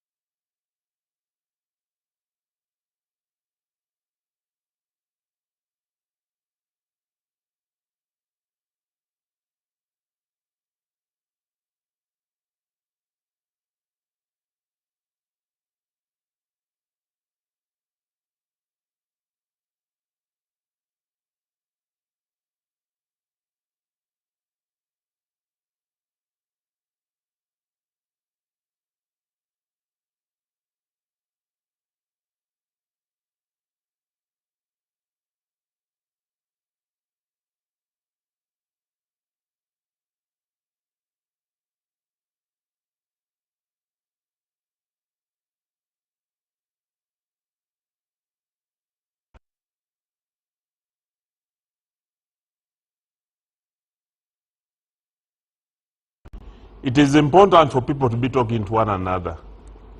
But I want to tell you, Mr. Kagwanjala, that the impressions in the house is that this is a totally broken house across the aisle because the ability to talk to one another. There has been a frictious relationship between the current leader of the opposition and the team that he heads and the leadership of the house. Under normal circumstances, Honorable Semju Nganda knows. When Honorable Sivambi was there and we have Honorable Genga Latigo, ordinarily before the matter even comes before the house, the two leaders from there across the aisle ordinarily ought to meet to talk and agree on a number of things on how things should be done. But because of the collapsed relationship within the house, we can end up having this happening as it did happen. Because... So both sides are toxic towards each other? What they should have talked. The leader of the opposition should find time to talk with the leader of government business and discuss with the presiding officer on any matter before it comes on the floor of the house. Yeah, but prior to their walkout, you saw the drama, the exchange, the bitter exchange there was. That it was enough to tell you that there's no love lost. Yeah, I think the walkout was basically dramatic, but was not meant even to demonstrate anything, because order which Honorable Semju tells you that the members of the committee had been in Munyonyo. Yesterday on one of the media houses, Honorable Segona was confessing on the number of amendments that he had moved at committee stage. So the members of the National Unity Platform had been in the committee stage in the hotel, and they had participated in the debate throughout. So why do you participate in the committee and give your amendments, you draft even a minority report, then at the end of the day you come on the floor and some members walk out and they walk out grumbling. So this is a leadership problem that they are facing on the side of the opposition. And I believe Honorable Senyoyi has been there for now about 1.5 years. This is long enough a time for him to be able to muscle his forces together, but also to provide leadership, especially when there are senior people like Honorable Semju, from whom he can seek some knowledge on how things should be done. You know, this bill, which had been considered, is now an act of parliament. And the future Hansard readers will miss a lot of input. When you go to the 1960s on the Hansard and find out during Obote's time how the people were debating the laws, even when they did not succeed in putting forward or having the legislation that they would have desired, you will see the debate, the underlying circumstances, and the reservations that were done. We don't have military raiding parliament to pick MPs like it has happened twice. No, there was no military picking anybody yesterday, because we are talking about yesterday. You have been picked twice by SFC. No, they have, but yesterday nobody was picked, and you saw. There was a complaint earlier that you saw members of the opposition was besieged. You saw there members. were drones all over. You saw members of the opposition complaining. They have been in the media complaining that they came prepared. Honorable Segona jumped on a border from the hotel in order to beat the jam so that he can come and put his case. So, for us who are outside, we miss an opportunity to hear what the other side wanted to say, but this calls for soul-searching of the leaders of either sides of the aisle, because Parliament is a talking place. People go there to talk. On the issues which you are raising about the military, they have gone before the courts of law and they have made proclamations on them. I believe from the mistakes or challenges that we have had in the past, we should be able to have better organized discussions within the parliament and having a better law made. But now, we have a law which has been made, it has passed, in accordance with the regulations of parliament, working out by the other side notwithstanding, the law has been passed. Now we have a responsibility to tell the people of Uganda and teach them what the law provides for and what the challenges could be. Yeah, before we get into the implications of the past bills, Kanso Katana, as one of the top leaders in the National Unity Platform, did you ever sanction the walkout of MPs from the headquarters? Well, the starting point is that there was the Honorable Semuju has mentioned here that he learned from the leader of opposition that he consulted some people. So the people he consulted must have constituted the party leadership, but also colleagues in parliament, because this was not business of National Unity Platform strictly, but business of the opposition. Yeah, but MPs were caught unaware. They had an option of staying and leaving. By leaving, they exercised their sense of judgment, and it was very clear that those who walked out agreed with the walking out. Those who didn't agree stayed, and nobody touched them for not walking out. So certainly, by actions, there is an indication of consensus. But for me, I think that is not the most important thing. The most important thing is that what is the context? The context is that most times the NRM wants to operate by impressions. That when they are doing their shabby things, they co-opt people from the other the political organizations to be part of the process.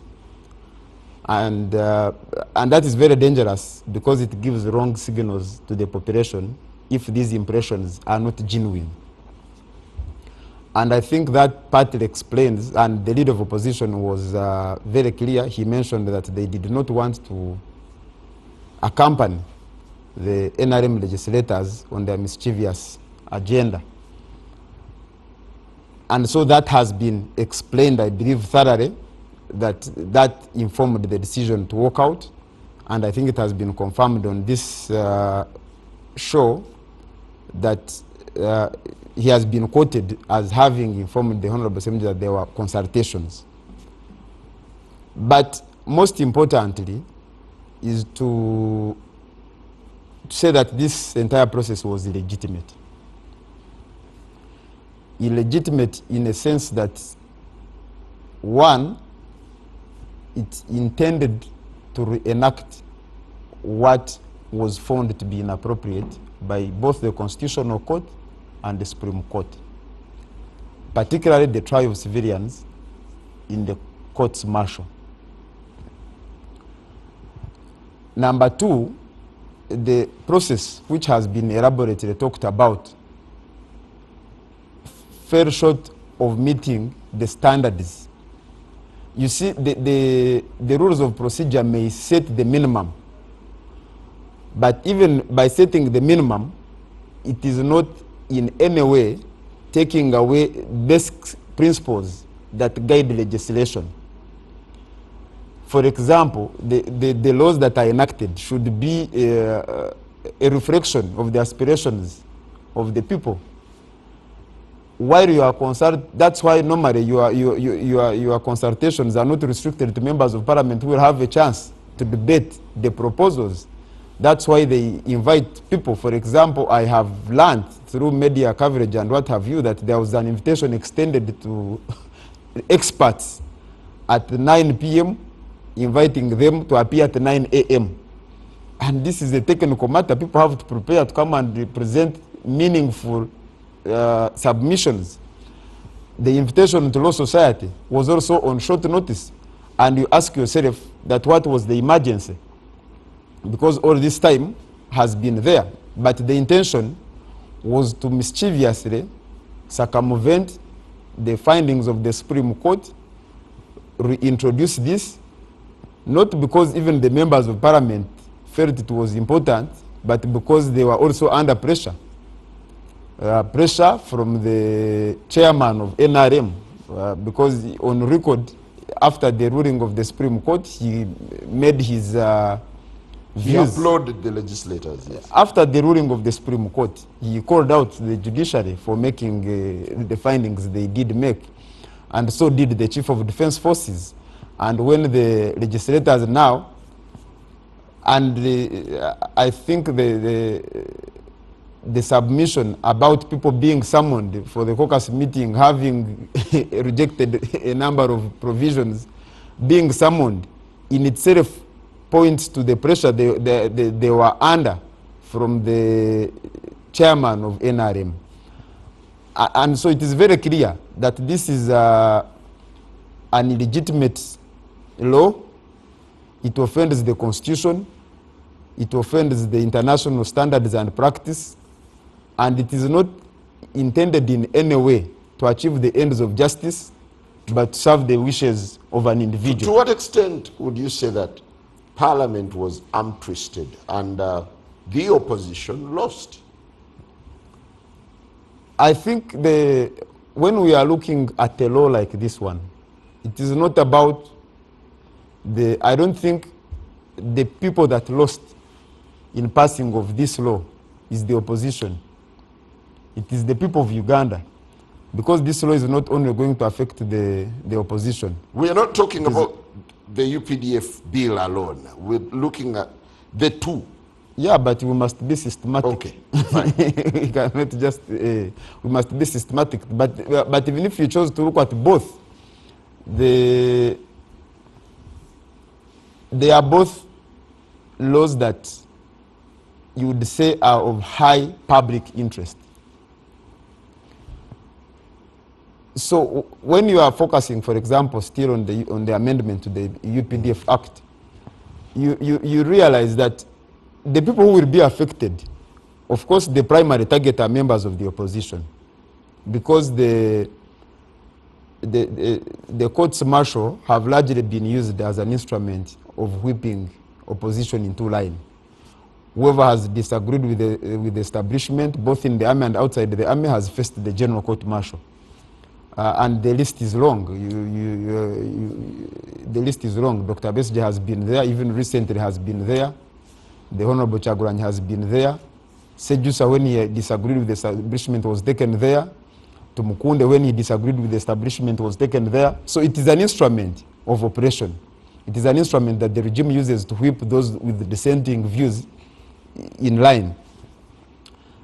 But in fact, the Supreme Court had the occasion to also indicate that this court or these courts should not only be fair to the civilians, but should be fair to the armed officers as well. And I can tell you that many of them, if you have been to that court, you realize they have also, this court is as repressive to them as it is to the civilians.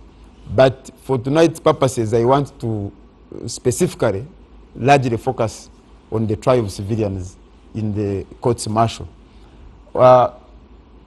First of all, both the Constitutional Court and the Supreme Court had the occasion to indicate that this is unlawful. Will you allow me to look at the implications a little later? Okay. Thank you.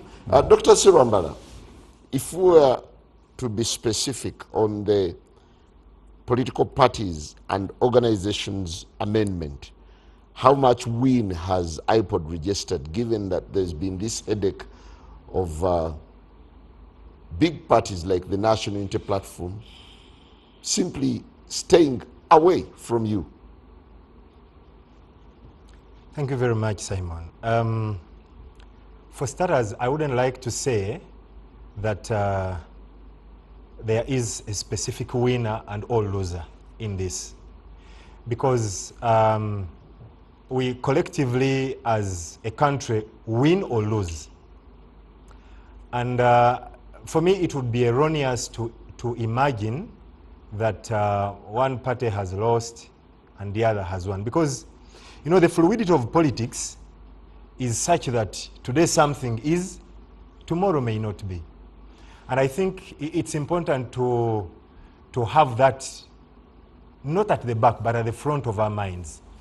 The thing is that Honorable Akena here has been in IPOD for all the time. At least the time I've been there, he's been there. He's been very, very active, very active. And I think from the perspective of IPOD, he's my boss. He will tell you that there was consensus that we need to have the institutionalization of IPOD. Now, I think he will agree with me and all other party leaders out there that specifically looking at the institutionalization of IPOD, that's a win, because this was a cross-party agreement or issue that reached consensus. And I want to believe that the unfortunate bit around that win is what could be the other implications or the other clauses that have come with that. If I could interject. Yeah. If you call it a win, do you want to suggest that hitherto you've had quite a challenge to explain to the nation how relevant IPOD is? Not in that sense. Honorable Akena chaired the first summit in 2018.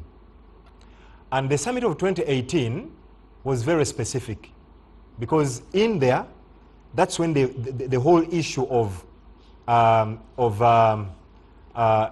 institutionalization started. I remember during that summit, President Museveni came and said, I'm not happy standing here to eat food which has been paid for by money from a Muzungu. It was a very beautiful day. He chaired that summit. We were in Munyonyo. And the president spent the whole day. He even had a meal, with the rest of the people there. That started then. In 2019, it was concretized. In 2022, after the National Unity Platform had come to Parliament, we sanctioned a study. And the study was cross-party, all parties that had come to Parliament, trying to establish from them what they thought. I have a report here on the future of IPOD. All of them, including National Unity Platform, which eventually opted not to join, said that the idea of IPOD was good. The reasons or the challenges were there, and I ought to say that they actually have legitimate reasons. But on the contrary, the letter that was written by the party's Secretary General indicated that IPOD had become a platform for heads of parties to enjoy tea and take photos. Well, you are in receipt of that letter. Yes, correct. But for me, that is an opinion.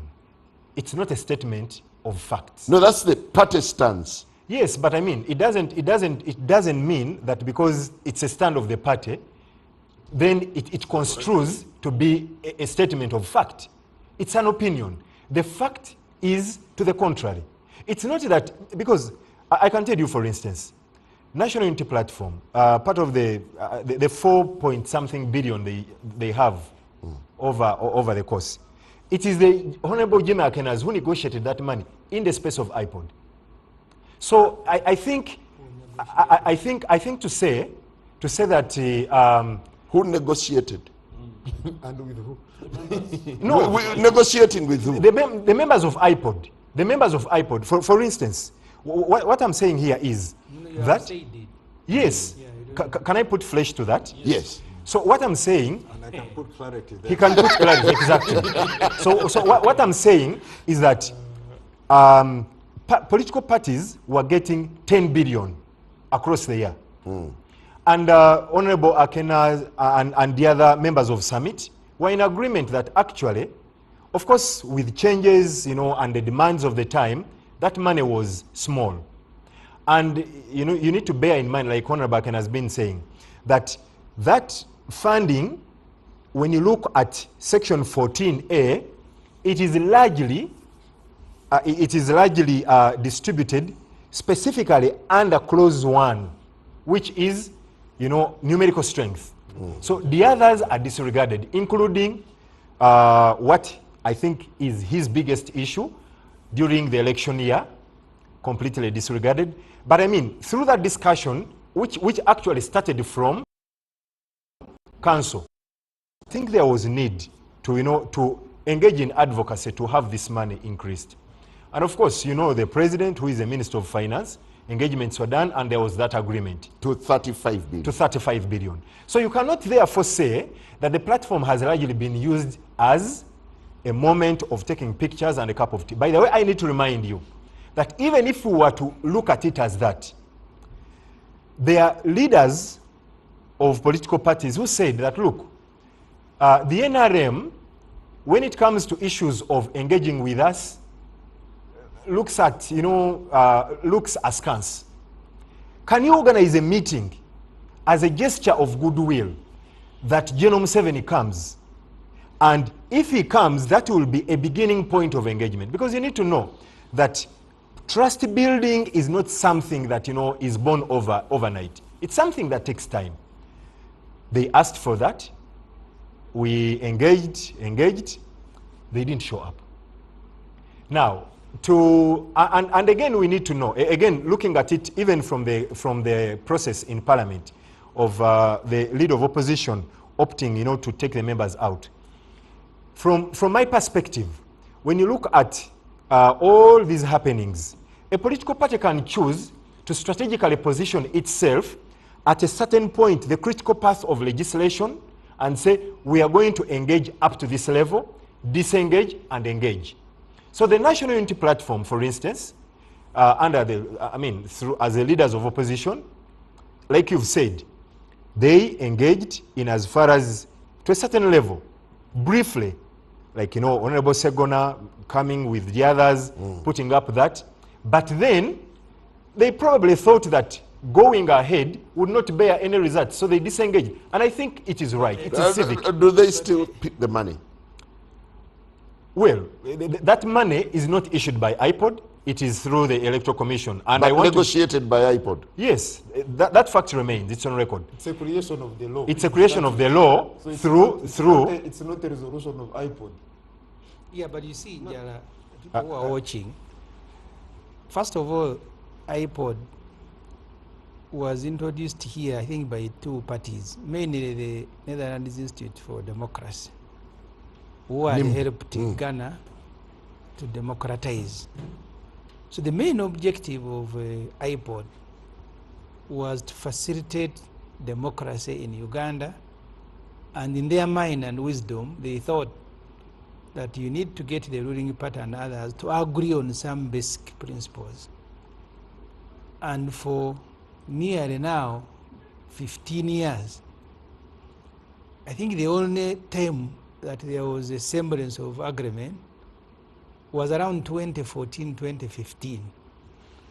The members in IPOD agreed on some reforms, electoral and administrative, and even drafted bills together. Brought those bills in Parliament that were received by the Deputy Speaker then, Jacob Oranya. But eventually, Amama was first as NRM Secretary General dismissed IPOD as an NGO, disowned the bills. Then Oranya and others said they were time bad and they were never processed. So the law is here now. The decision, IPOD can no longer be dissed. I was in the FDC. We evaluated our participation at that time and said, you guys, this is the main objective. The main objective has been thrown through the window. We are now negotiating how much money we should get. And that's what Museveni likes. As soon as the colleagues, the president of UPC and the DP and the GMA went to Munyonyo, and they said we want funding because Museveni want to patronize everybody. They said funding, oh, that one is okay. Now they moved money from 10 to 35. Don't you find it absurd that you've reduced IPOD to money, just sharing money? I am telling you, because by the time the FDC disintegrated, we had also exited, because we said the main objective, which was democratization, had not been made. Even when we authored bills together for electoral reforms, NRM disowned them and Parliament never processed them. I want to get back to Dr. Serwambala. Yes. Maybe that's very important. The general perception from the opposition about IPOD is about negotiating from money and other perks. I would also like to come in on this issue. Yeah, you see, Simon. You'll come in. When you talk of dialogue, you are talking about dialogue, you're talking about negotiation, you're talking about mediation. Those are the peaceful approaches, or what they call alternative dispute resolution mechanisms. Now, when you have dialogue, a political party comes with what we call positions, interests, and needs. And I think each party getting into the room comes with those three. Just to correct Honorable Semuju, in IPOD, the agenda in IPOD, or what is discussed, is a product of consensus. The party, FDC, I think one of the things they so much wanted to have on the agenda every other time was, Honorable Kena can bear witness to me, was transition. And I think that is one of the issues that eventually led to the stalemate. Because the issue of transition, political parties needed to agree on it so that it finds its way to the agenda of council and summit. But it would be pushed by FDC, and probably the other members were not, did not find it as pressing at the time. That's the first thing.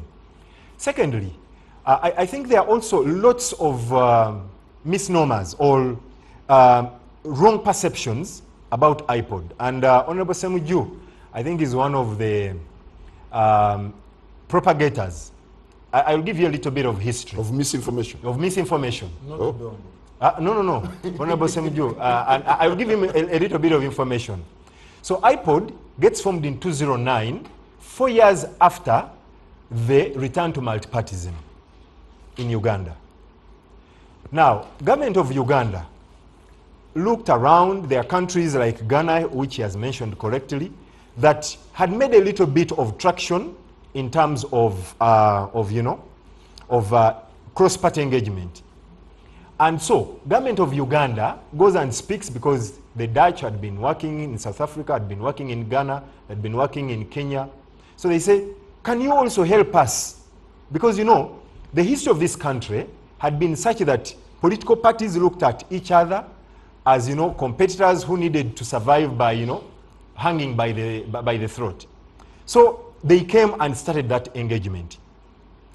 And so, eventually, they come to, But the thing is, if you look at... What you have said is not true.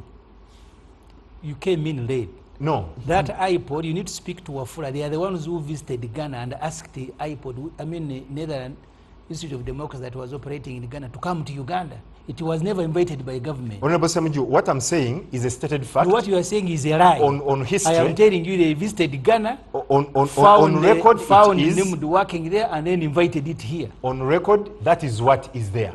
So I don't know. I don't have the record of Honorable Semuju. It could be somewhere in the docket. We might need to take a break, and after the breather, we'll continue the discussion. Good evening.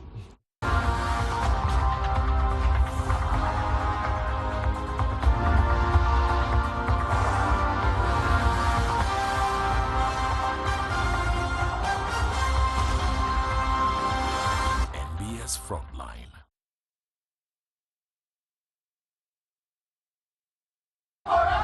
Are you ready to experience the ultimate in live events? Can you sit? Can you sit?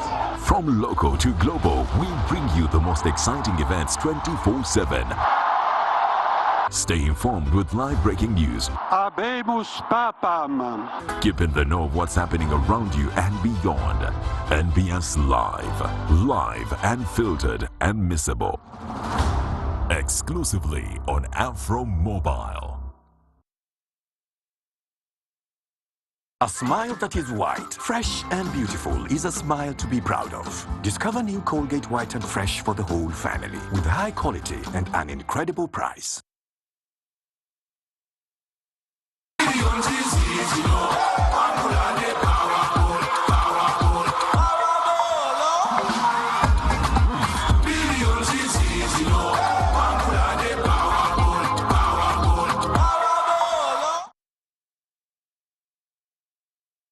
In a world where every cough and flu feels like a distraction, making you feel uneasy, where every cough and flu interrupts your day, making you lose concentration, and where every cough and flu keeps you up at night.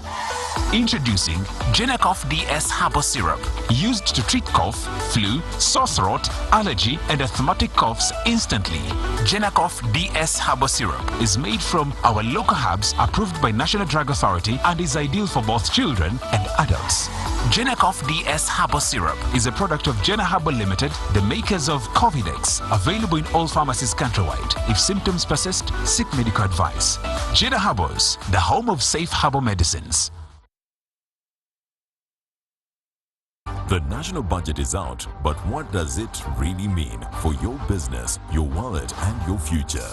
This budget month, Next Media puts you at the center of the conversation with TV talk shows, radio, social media reels, and business spotlights. Banks, SMEs, and NGOs don't just react. Be part of the story. Book your space today. Partner with Next Media and reach millions. Alright, listen up. Colgate is on a mission. It's kind of a big thing.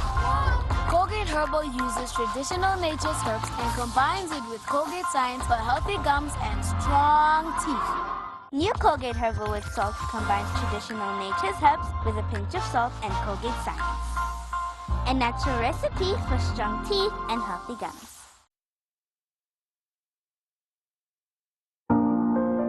What does it take to own your moment?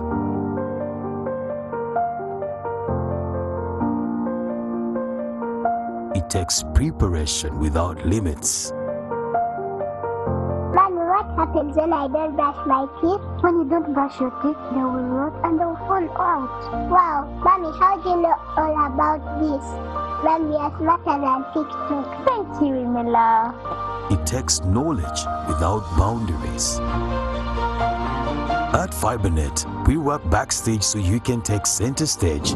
Get connected to the most reliable and affordable unlimited internet by visiting fibernet.co.ug or call 0800-310-310 to get started. FiberNet, the unlimited internet experience.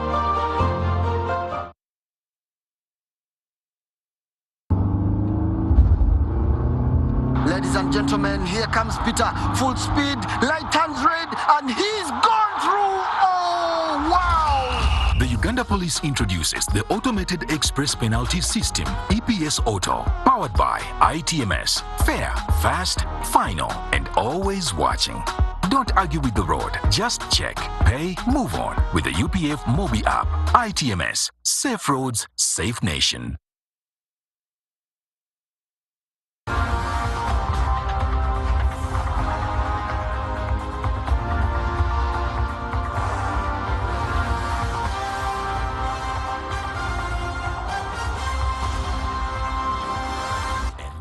Frontline. Welcome back. Still the Frontline as we make sense of the two pieces of legislation. They are already out. We can only now discuss the implementation and the implications. Honorable Jim Akena, do you find it sensible that parties should be compelled to sit and dialogue by conscription? Once you compel, you have killed iPod. iPod was not, or our iPod works, it cannot work on when one is compelled. You can only handle a dialogue where somebody is willing to come into that dialogue and address matters in that context. So I am totally against this issue of compelling or trying to weaponize the concept of dialogue and putting it in the law as it is. And that is why I was strong on the floor, and I've been strong. I am against what was done. It was but not they're done dangling in the that carrot of money. You don't come, you don't take the money.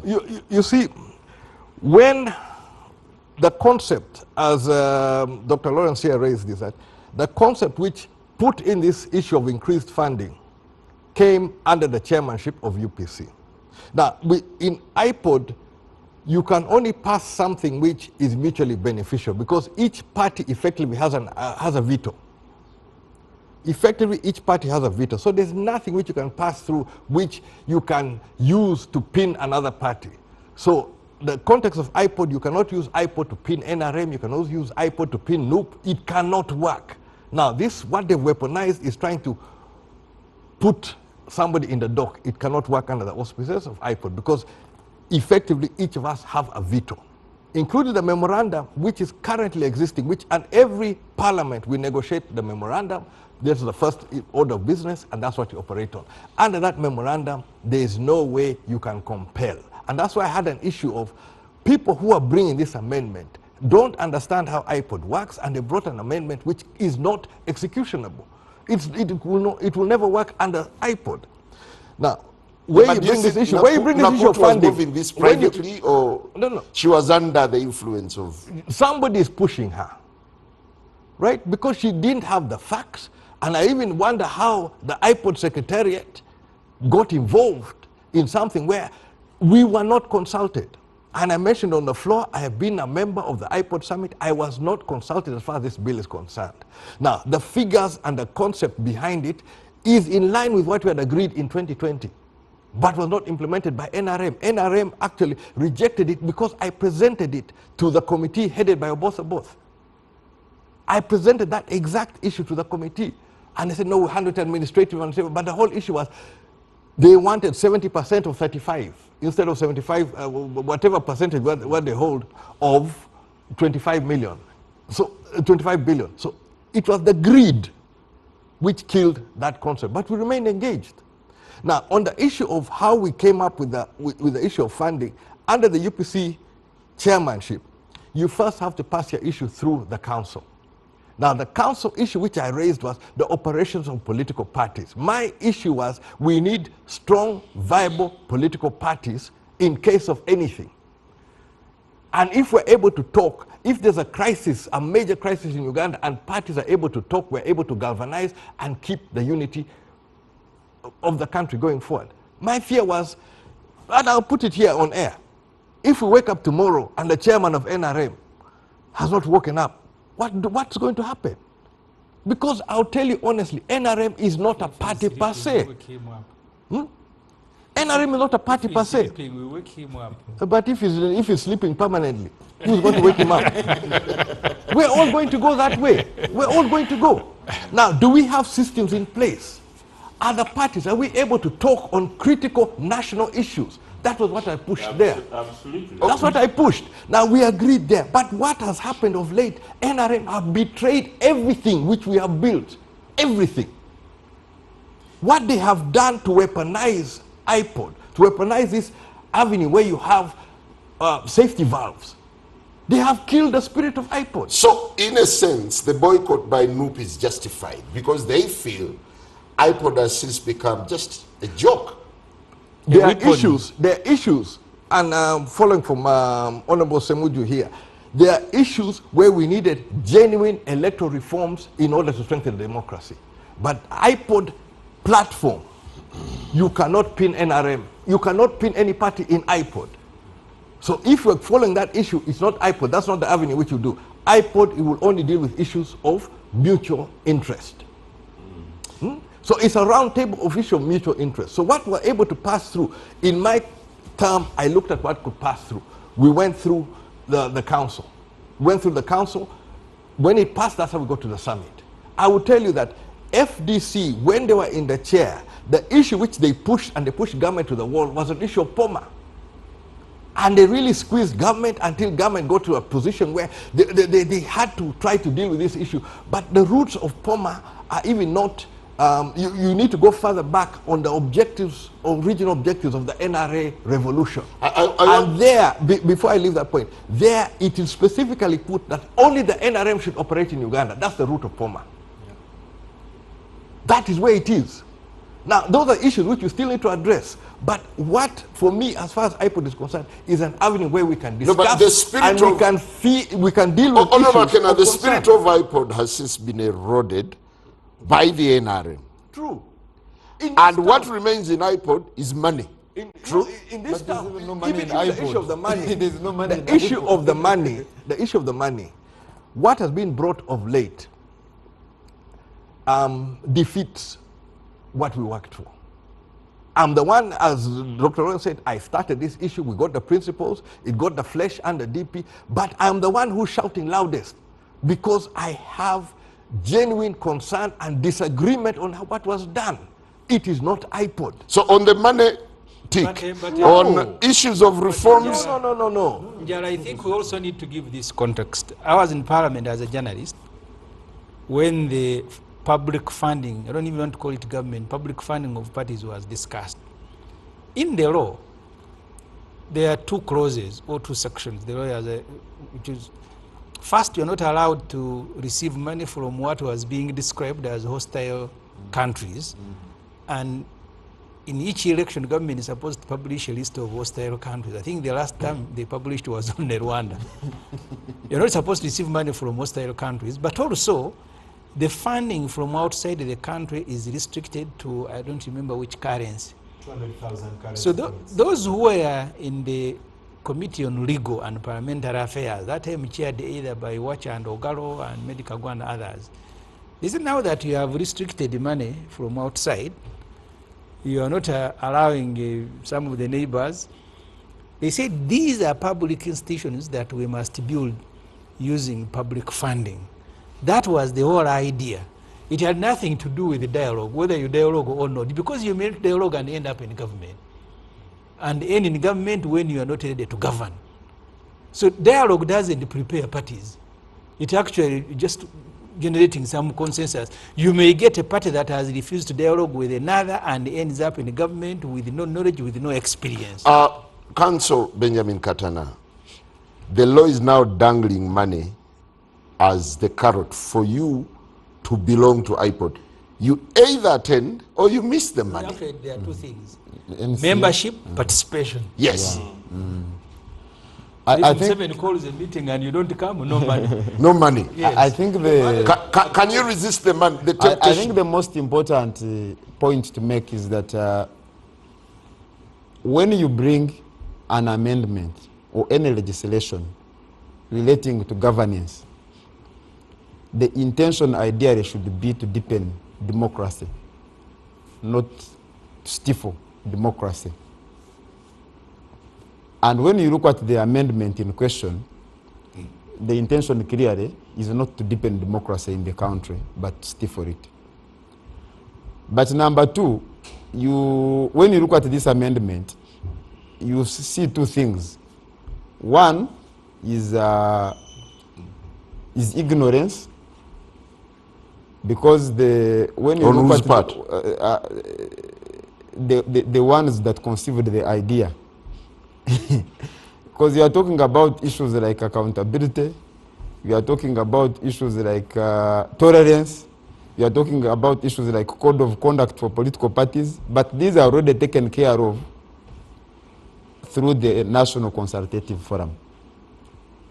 In any case, the ideas that are being now fronted as the basis for conscripting people into iPod are taken care of under the National Consultative Forum, which all the parties in Uganda are party to. I am currently privileged to serve as the vice chairperson representing my party.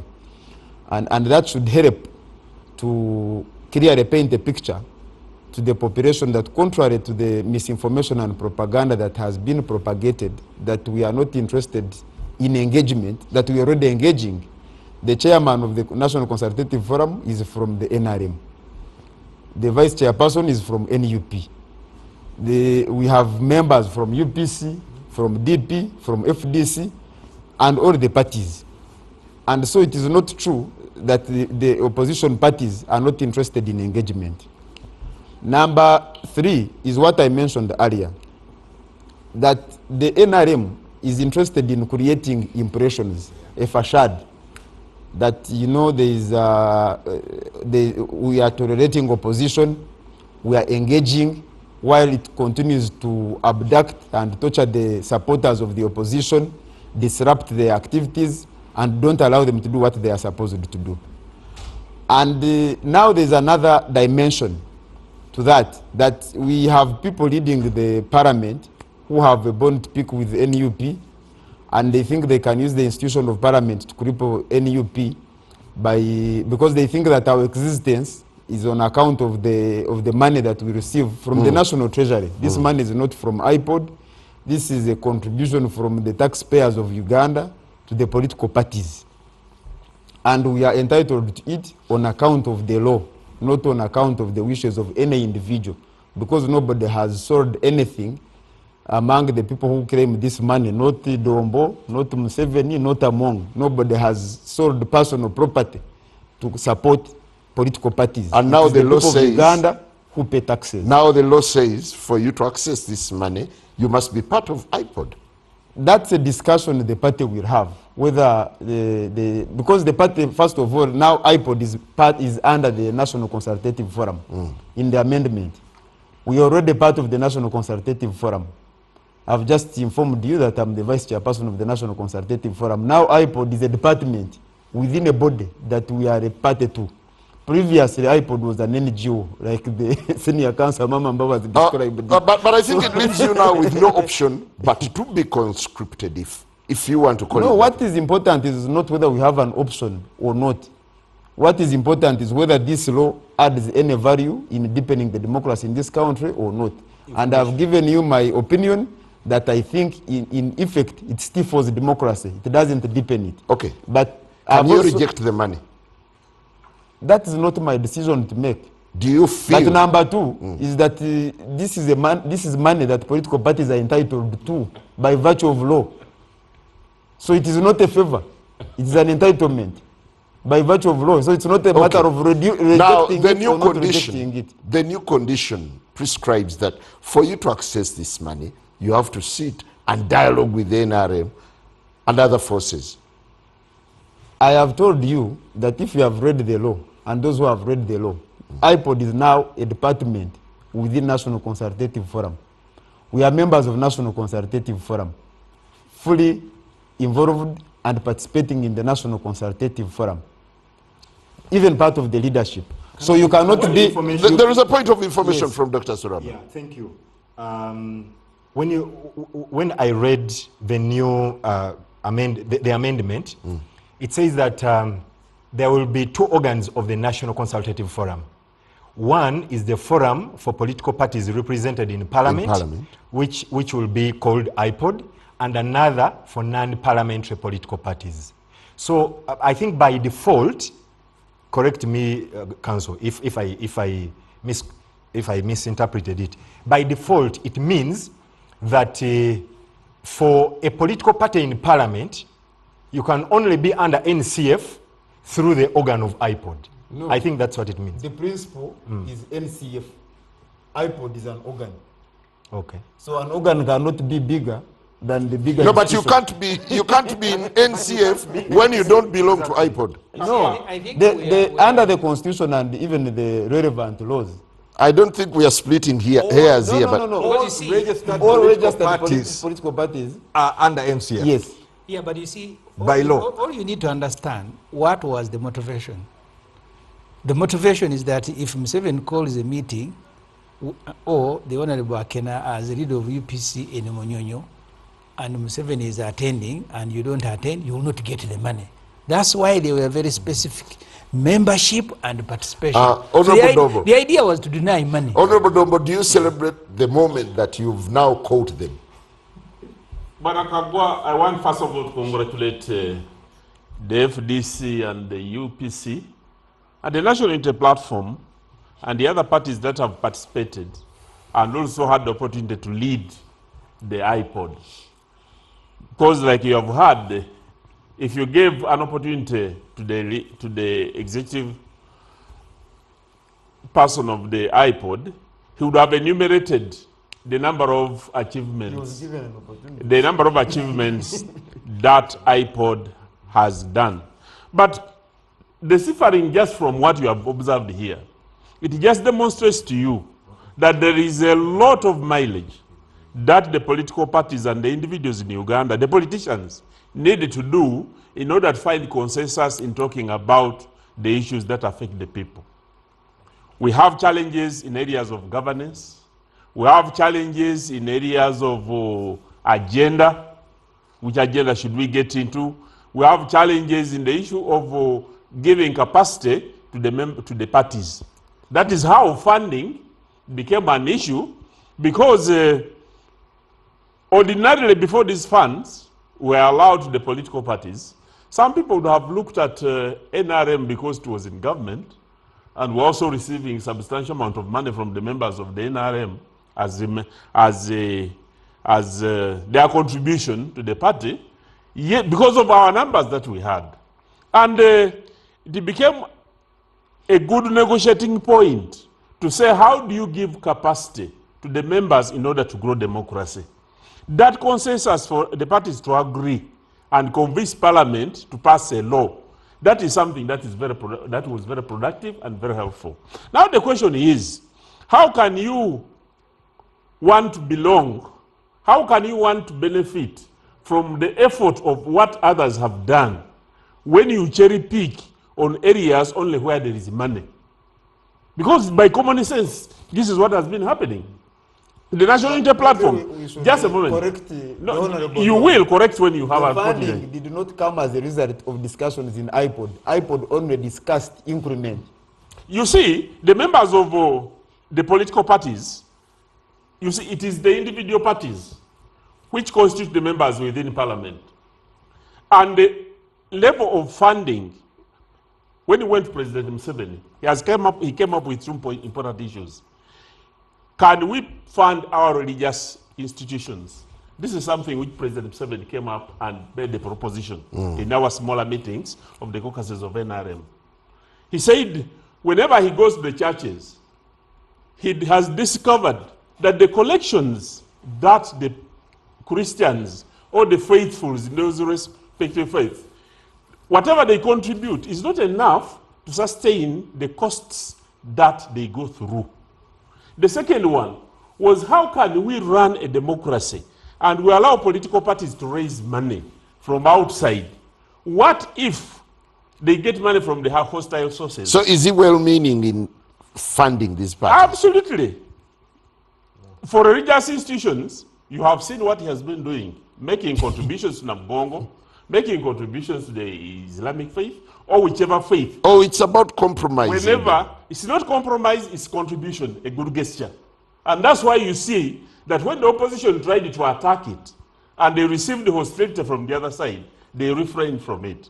Now on political parties, it was a good gesture, and it's something that must not be condemned.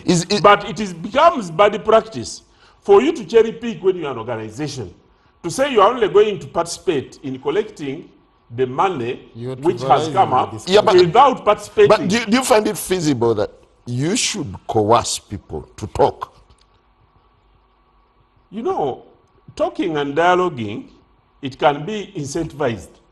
And incentive can be through two directions. Basically, it can be through carrot, or can be through stick. All those can be incentives, depending on how the other side sees it. Because if you want to participate and pick the money and you benefit from it, why can't you be compelled to be part of the group that participates? You seem to portray NUP as being very dishonest, that they pick money that is ostensibly meant for dialoguing and growing democracy. He's just trivializing the discussion and you're helping him on that course. No, not trivializing, but that's what has been happening. Because yesterday you listened to your president when he was addressing the members who were... No, was the law to fund political parties a creation of discussions in IPOD? It was a creation of the members of the political parties. No, it preceded the IPOD discussions. You were in Parliament, Dom. The idea was that these are public institutions. We have restricted foreign funding. We should fund them because one of them ultimately will be in power tomorrow. Dombo, you were in Parliament when this law was passed. But that's what I've told you. That when we it had nothing to do with the dialogue. It was in Parliament, not in IPOD. No, once now it has become a property of IPOD. The increment. It is not a property of IPOD in any way. When the increment was done, how was it? It was it done in Parliament. Honorable Semuju. No. Honorable Semuju. Just a moment. Honorable Akena has just told you that he was in the chair when an observation was made, when he was in the chair of the iPod, that there is a need to give bigger capacity. To increase. That's what I'm telling you. But the creation was work of Parliament long before the birth of iPod. Actually, the creation was the work of President Museveni. No, work of Parliament. It was given information. It was the work of the President Museveni. Honorable Dombo. Was it a private member's bill? He has given information. No, was it a private member's bill? Even the input, he has told you where it came No, it was a Munyonyo decision. No. He has told you the contribution regarding alternative sources of funding, since you are restricting political parties from fundraising from other countries and what have you, was a contribution from members of the committee, not from Museveni, not from Attorney General. That was, and he has given examples of the members of the committee. Let me tell you that was a decision of President Museveni. It was a decision of when Parliament. It was. No, but Parliament came in when it became a law. He has told you the genesis. Well, thank you. Honorable Semuju, is it time now to discuss the big question of money and democracy? Because now as we speak, political parties are earning hefty sums in the name of promoting party democracy. Annie? They are getting a lot of money, in billions. No, you see, the discussion, and you need to get people like the Honorable Ben Wacha, the Honorable Wandera Ogalo, who were making that law in Parliament. Medi Kagwe is now dead. I think Maratubo was on the committee. The idea was that you need to build this party as a country, these parties as a country. These parties don't belong to Honorable Akena. The parties are a property of the Republic of Uganda. That's why they make a declaration to Electoral Commission. That's why they are supposed to file returns to the Electoral Commission. Returns ordinarily, but also after each election. And funding them, because I said the discussion in the committee was that when you restrict them, then you must find a way these parties will survive. The Dombo starts with the increment. It doesn't start with how the 10 billion came to be. Because initially it was 10 billion that was being shared by parties. That have representation in Parliament. Yes, the same. For Museveni to patronize the parties, because you see, Museveni wants everything to be under him. If it is parties, and that's why people like Dombo intelligent as he is, he says it was President Museveni, it was President Museveni. He wants to patronize, so even these parties wants to treat them like they are his departments under him. So they go and bow before him, we want funding, and they say, okay, now I have given, now I have given. That wasn't the idea at the beginning, and I'm speaking as a journalist who was covering proceedings in the committee. So you can fault political parties on accountability, because the money was meant to build these parties. You can now, one of the points I made when we were quarreling in Parliament, I said, you decided to give political parties money. I think Jema gets 40 million, another party gets what?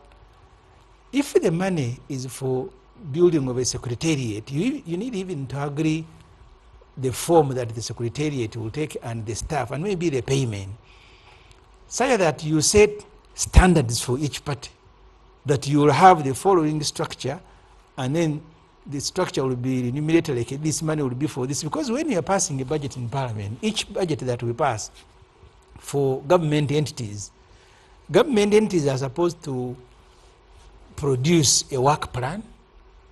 They are supposed to produce a recruitment plan.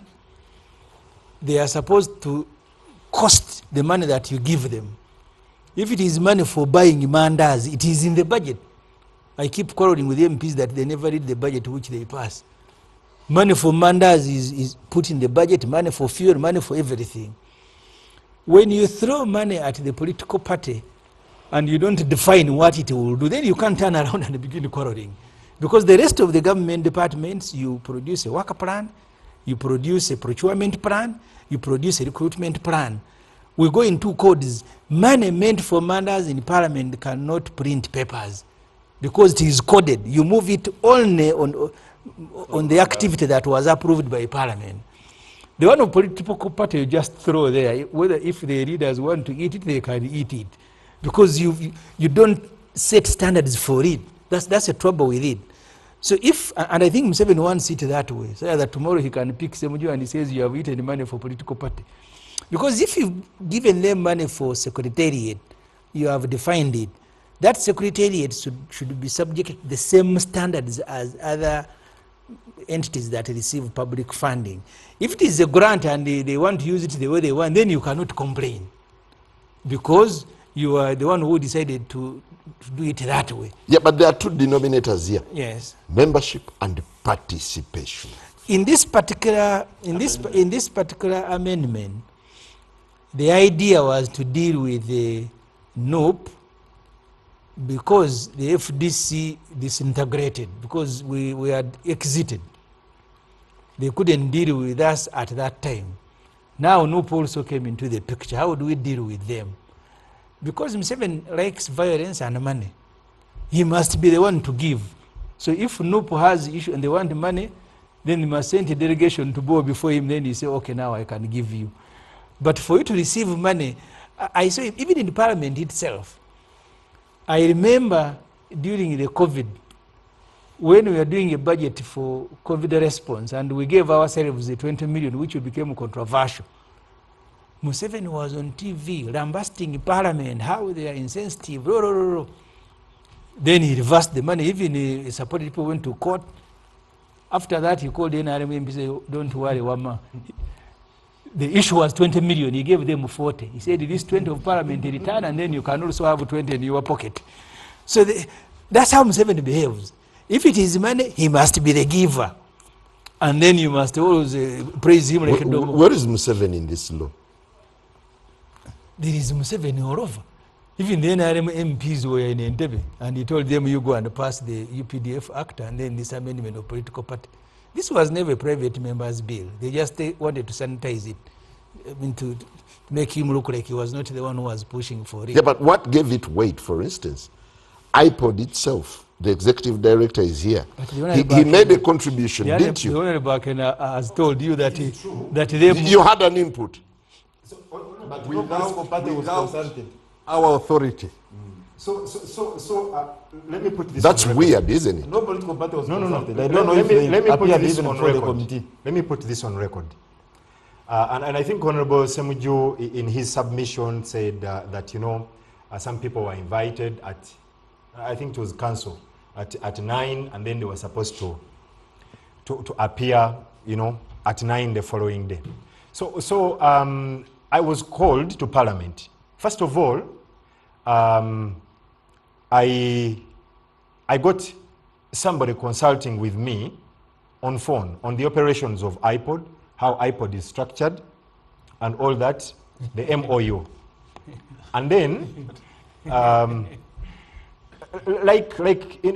journalist calls you and says, oh, I would like to understand. So, at that time, of course, that was some time back. I then didn't know whatever was up. So, sometime back, how far back? How far back could be maybe 2 weeks. Recently. Yeah. Were you called by a ghost? Because this law on the order paper of Parliament, it was supposed to have been moved by the Honorable... You were a journalist, Honorable Semuju. Honorable Okiro, seconded by Honorable Asumani Basari. I called Asumani myself, and he said, I am not part of the law. I did the same. Okiro disappeared. On the order paper, you have different names. When it comes to move, it is Nakut from Karamoja who says, now I am the private member. I mean, there has never been a private member that can be inherited. Proceed in a minute, because we want to take a break. Yes. But for me, the issue here is, when I was called to I was called to Parliament. By who? By the clerk. Okay. I was invited to come and help the committee understand how IPOD operates. And that was good consultation. Yeah, I went to Parliament strictly to tell them about how iPod operates. What time were you invited? I was invited. I was in Parliament on Thursday. What date was the other week? Last week. 15th. I was invited to appear. I was called on a Wednesday. I was called to appear the following day. Yes. Wednesday we left Parliament at 6. They must have called you in the night, because the law was introduced towards the end of Parliament. So they called you in the night, and you were very eager. So you walked in and very happy. No. Honorable Semuju, please don't. That's what happened. No. The law was brought towards the end of the city. It is erroneous for you to say I was very eager. Yeah, I mean, because everybody else said the time is not enough, but for you, you just ran to Parliament. Let's take a very short break and return shortly. Can you define? I'll come back to you after the break.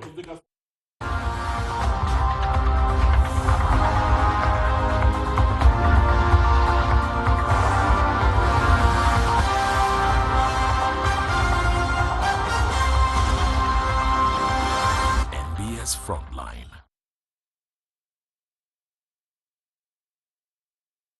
Miss the headlines? Afro Mobile brings you live TV on the go. Stay updated with the latest news, sports, and entertainment wherever you are. Afro Mobile is like carrying your TV in your pocket. Download now.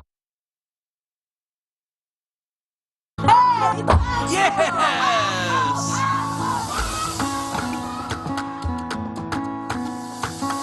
Everyone has a dream this year, and it's your turn to Joga 2025 with ABSA. Switch to ABSA and make your dream a reality by applying for the ABSA salary loan. Call 0800 222 333 and let's get started. ABSA, your story matters.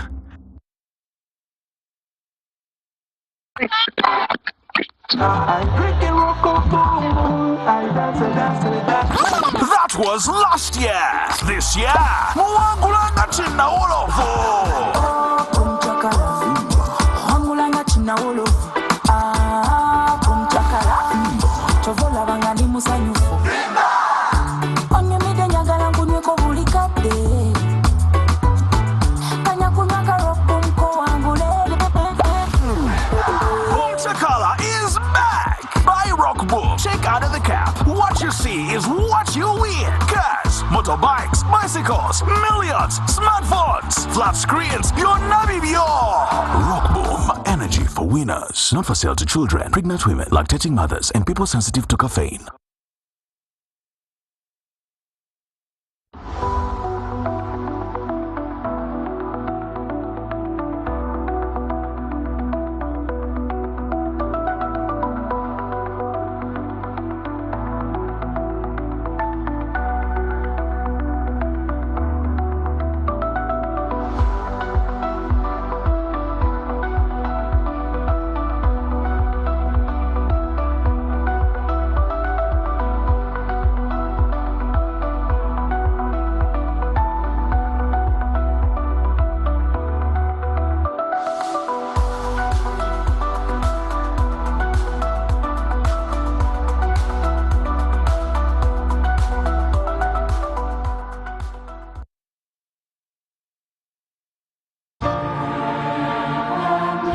What does it mean to persevere for faith?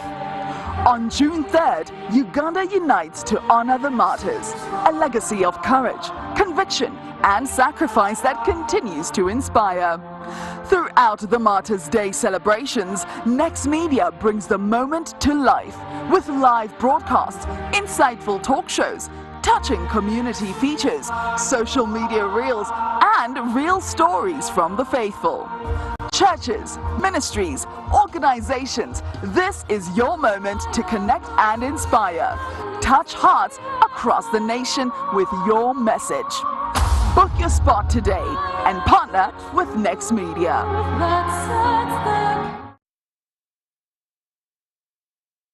Great things shall begin to happen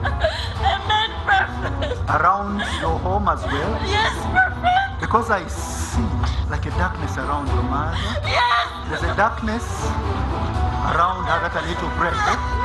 Because she used to feel uncomfortable around home. Yes. and she would move to a village or something. Yes!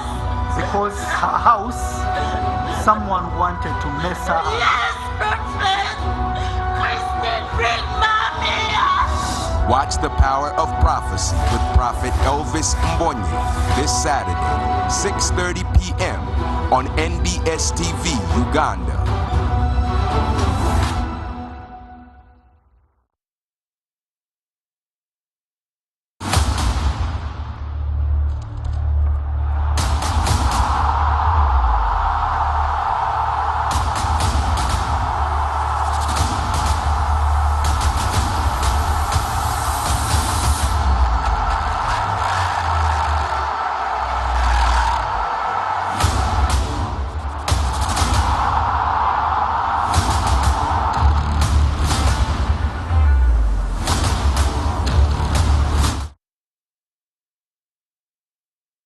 Welcome to La Rose Royal Apartments, where Kampala's charm meets luxury living. Nestled in the heart of Nakasero, this is elegance redefined. Imagine mornings with breathtaking views and evenings of pure relaxation.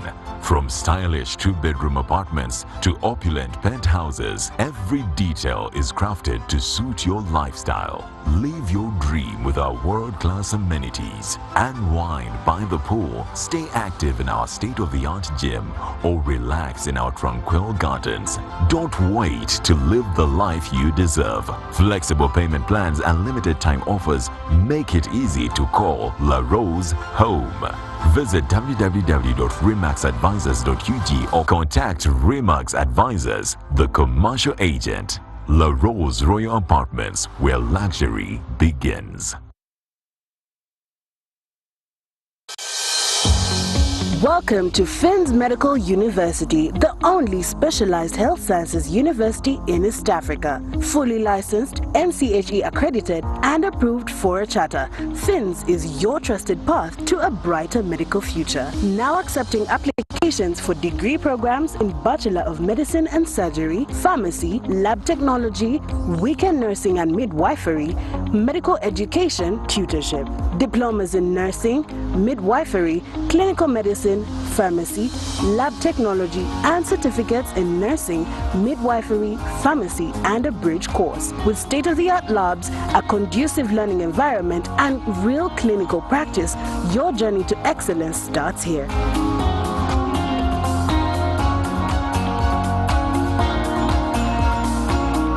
Finns Medical University, saving lives, our passion.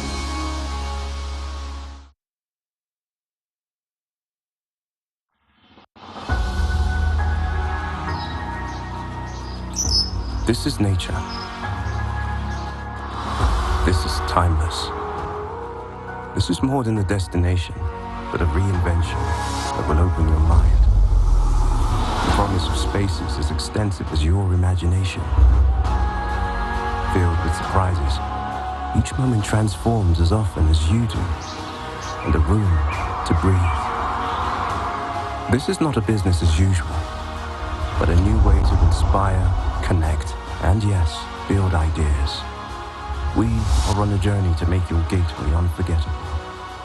The perfect blend of leisure and adventures. Because it is not all about your destination to Kalangala Island, but where you stay matters.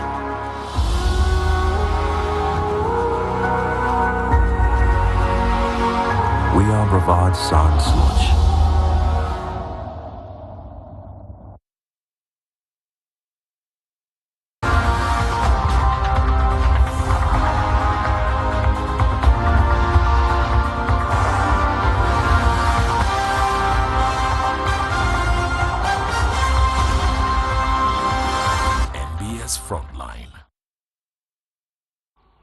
Welcome back. We're now talking dialogue by coercion. You either talk or you miss the money. How viable is this? Well, I want to thank everyone who is watching us, who has subscribed to AfroMobile. It's a very convenient app for you to follow the discussion from wherever you are. So thank you very much. Well, Doctor, I'll give you an opportunity to wind up on your submission. You made a contribution. You had an input in the law. Do you want us to peg this law on iPod, that iPod is now forcing members to relate? Simon, that is a very wrong perception, because again, like I said, the input, the solitary input, was to explain two things. One, the working of iPod, or how iPod operates, and two, Honorable Jimmy Akena, my bosses, the summit leaders, adopted a position of institutionalization. And that is it. Making reference to the records the summit means. Institutionalization means something different. No, Honorable Samuel, let me first explain. No, but people who are watching must understand. No, please give me time. Did they ever propose that iPod becomes public? No. Wait, I am going to come to that. Making iPod I am going to come public to that. And institutionalizing Honorable it. Samuel, let me explain. Okay. So, they agreed that iPod be institutionalized. Now, in the discussion of institutionalization, were three options. The first option was, can we have iPod as a trust? The second one was an NGO. The third one was a statutory body. Okay? Those were the three options. So you've also been struggling with identity. Honorable Akena can agree with me. No, because you see, when you are registering an entity, you need to give it a facing, or a legal facing that accentuates its objectives without losing its track. Now, a discussion was done in a retreat. We looked at the merits and demerits of a trust, the merits and demerits of an NGO, and a statutory body. Now, what we did not conclude is what was the final institutionalization framework. Okay? But what we had agreed on was that a trust would not work in this format. Now, in that respect, in 2021, we went ahead and registered iPod, as you know the legal process, as an entity limited by guarantee.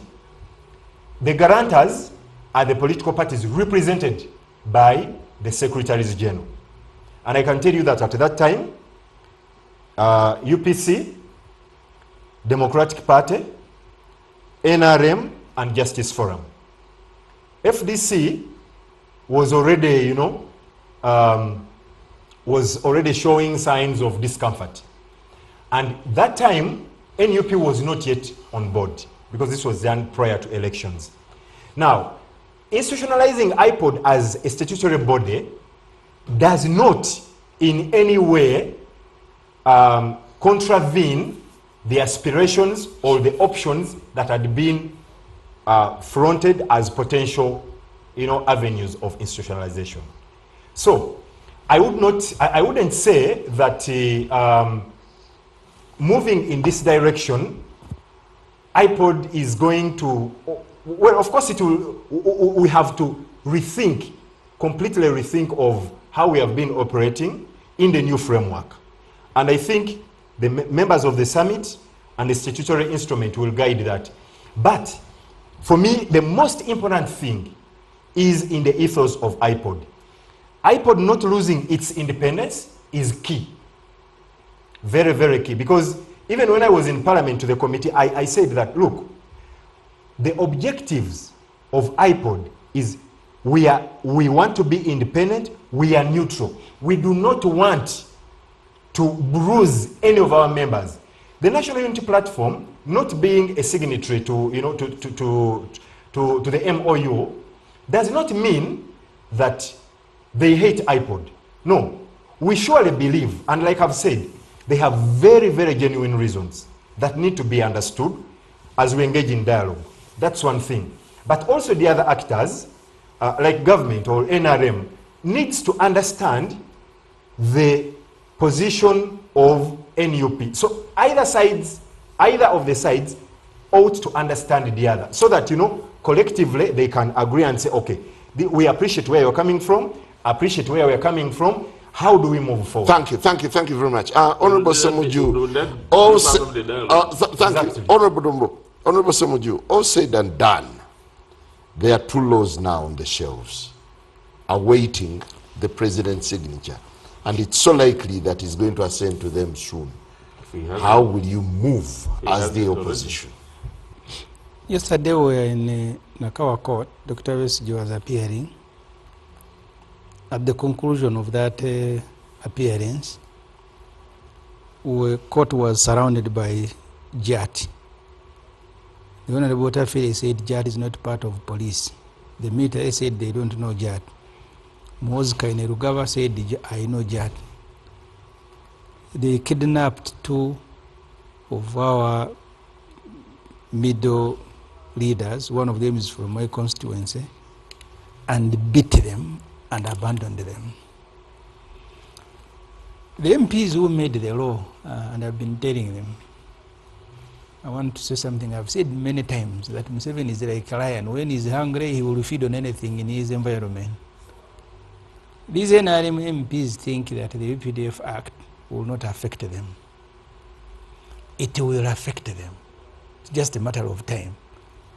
When Lieutenant General Erueru was commanding the invasion on the Omusinga Ruwiri in Kasese Palace, Museveni was very happy. He promoted him from Major General to Lieutenant General and appointed him Deputy CDF. He disagreed with his son. The son said his New Year resolution included the dealing with the Ruweru. Who is described as a buffoon. As a buffoon. Buffoon. Now the buffoon is going to be retired from the military. That's how Museveni works. I mean, you go back in history, people who have been close to him, the Katekayas, the Mushega, the Besigye, the Muntu, so you don't test your relationship with the lion by putting your finger into its mouth. What the MPs did was to surrender ourselves to Muhoozi Kainerugaba. First of all, what does Muhoozi Kainerugaba think about Parliament? He said, you clowns, you cannot summon me. Who are you to summon me? And he had organized a protest against Parliament until the Supreme Court nullified the law, and now he needed the clowns to help him change the law. So the clowns came and actually changed the law, as Muhoozi said, stupid as they were. Are you saying this of your colleagues? I mean, you can't pass a law that is going to affect you. You have someone who has become larger than life. The Human Rights Commission writes to him and he says, you should never send me this stupid letter. You woman, we gave you life. The MPs, you summon him, he says, you MPs, you are clowns, I will come and arrest you. What crime had the MPs committed to deserve an arrest from Muhoozi Kainerugaba? What crime? And that's the sort of person that you author a law and give him to implement. You must be stupid to do that. Someone who has said, just by summoning him to account, because every year we are spending between 4.5 trillion to 6 trillion on defense. People who run that sector must come and account to Parliament. When they called him, he said, you clowns, I will not come. If I come, I will arrest you. And the clowns now have authored a law, thrown it at him. Please do what you want, sir. I just pray that one day I get Muhoozi Kainerugaba can arrest one of those clowns. So this law, the immediate target are the opposition. Because Muhoozi now, I think he works as Secretary General of NRM, or as so he's the one who runs NRM also by extension. I was passing by NRM office today until I ran away because of traffic jam. I have seen PLO, a poster there of Muhoozi Kainerugaba at the entrance of NRM with his picture, a serving military officer. Let Dombo deny if it is not in Nakasero. So, Honorable Dombo, is this true? Absolutely not. But he described NRM as a fascist organization. Because a reactionary group. That was his opinion at that time, because it was through a tweet, which I don't know whether he did it. But also, secondly, yeah, but you put up his portrait. There are individuals. It is there. We can drive there after the show here. That's not part of the secretariat, but there are individuals who associate, voluntary association, who associate with the party, and they come and put their insignia outside of the gate. So anyone can hang not, any portrait? It's not, as long can you hang Bobby Wine's portrait at NRM Secretariat? As long as it conforms to the objectives of NRM. Is one of the objectives condoning criminality because he's having an officer coming out to portray himself as a partisan political actor? Have you seen that? Then the commander-in-chief must take Honorable Dobo, have you seen that portrait? It is at the entrance. Have you seen that portrait? I've seen a number of portraits with individuals. They no, come they're with asking them. you a specific question, Dombo. You are Have intelligent. you seen MK's portrait at the entrance there? What happens every morning? People come with those portraits and they sit there, and in the evening they go No, this with one them. is pinned. It is not put there. It is pinned. I need to look again to see that one.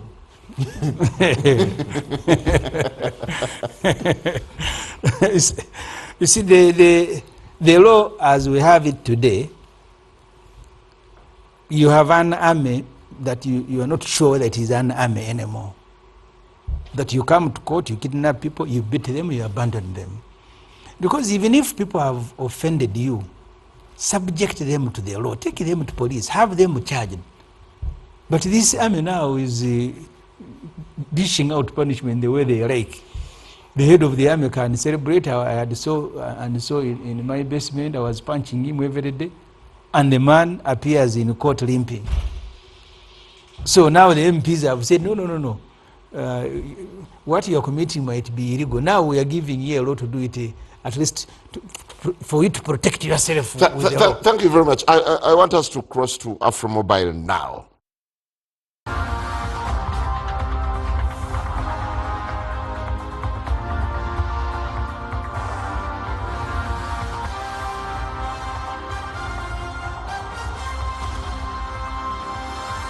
NBS Frontline.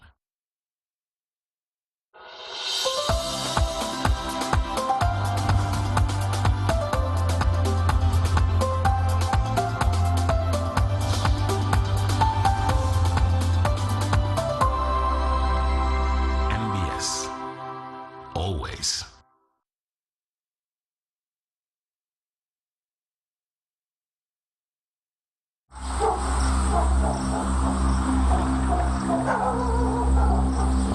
Rabi gars yi woo na ma ne parce que ma gars yi war na ma ne ñu ne ma préparé quoi waaw gars yi dañoo dugg de heure bi moom mu jot na.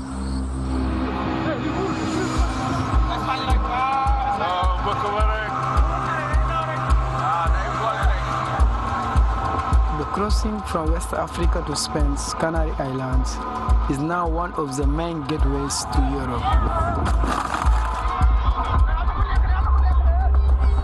But it's also fast becoming the deadliest migrant journey in the world.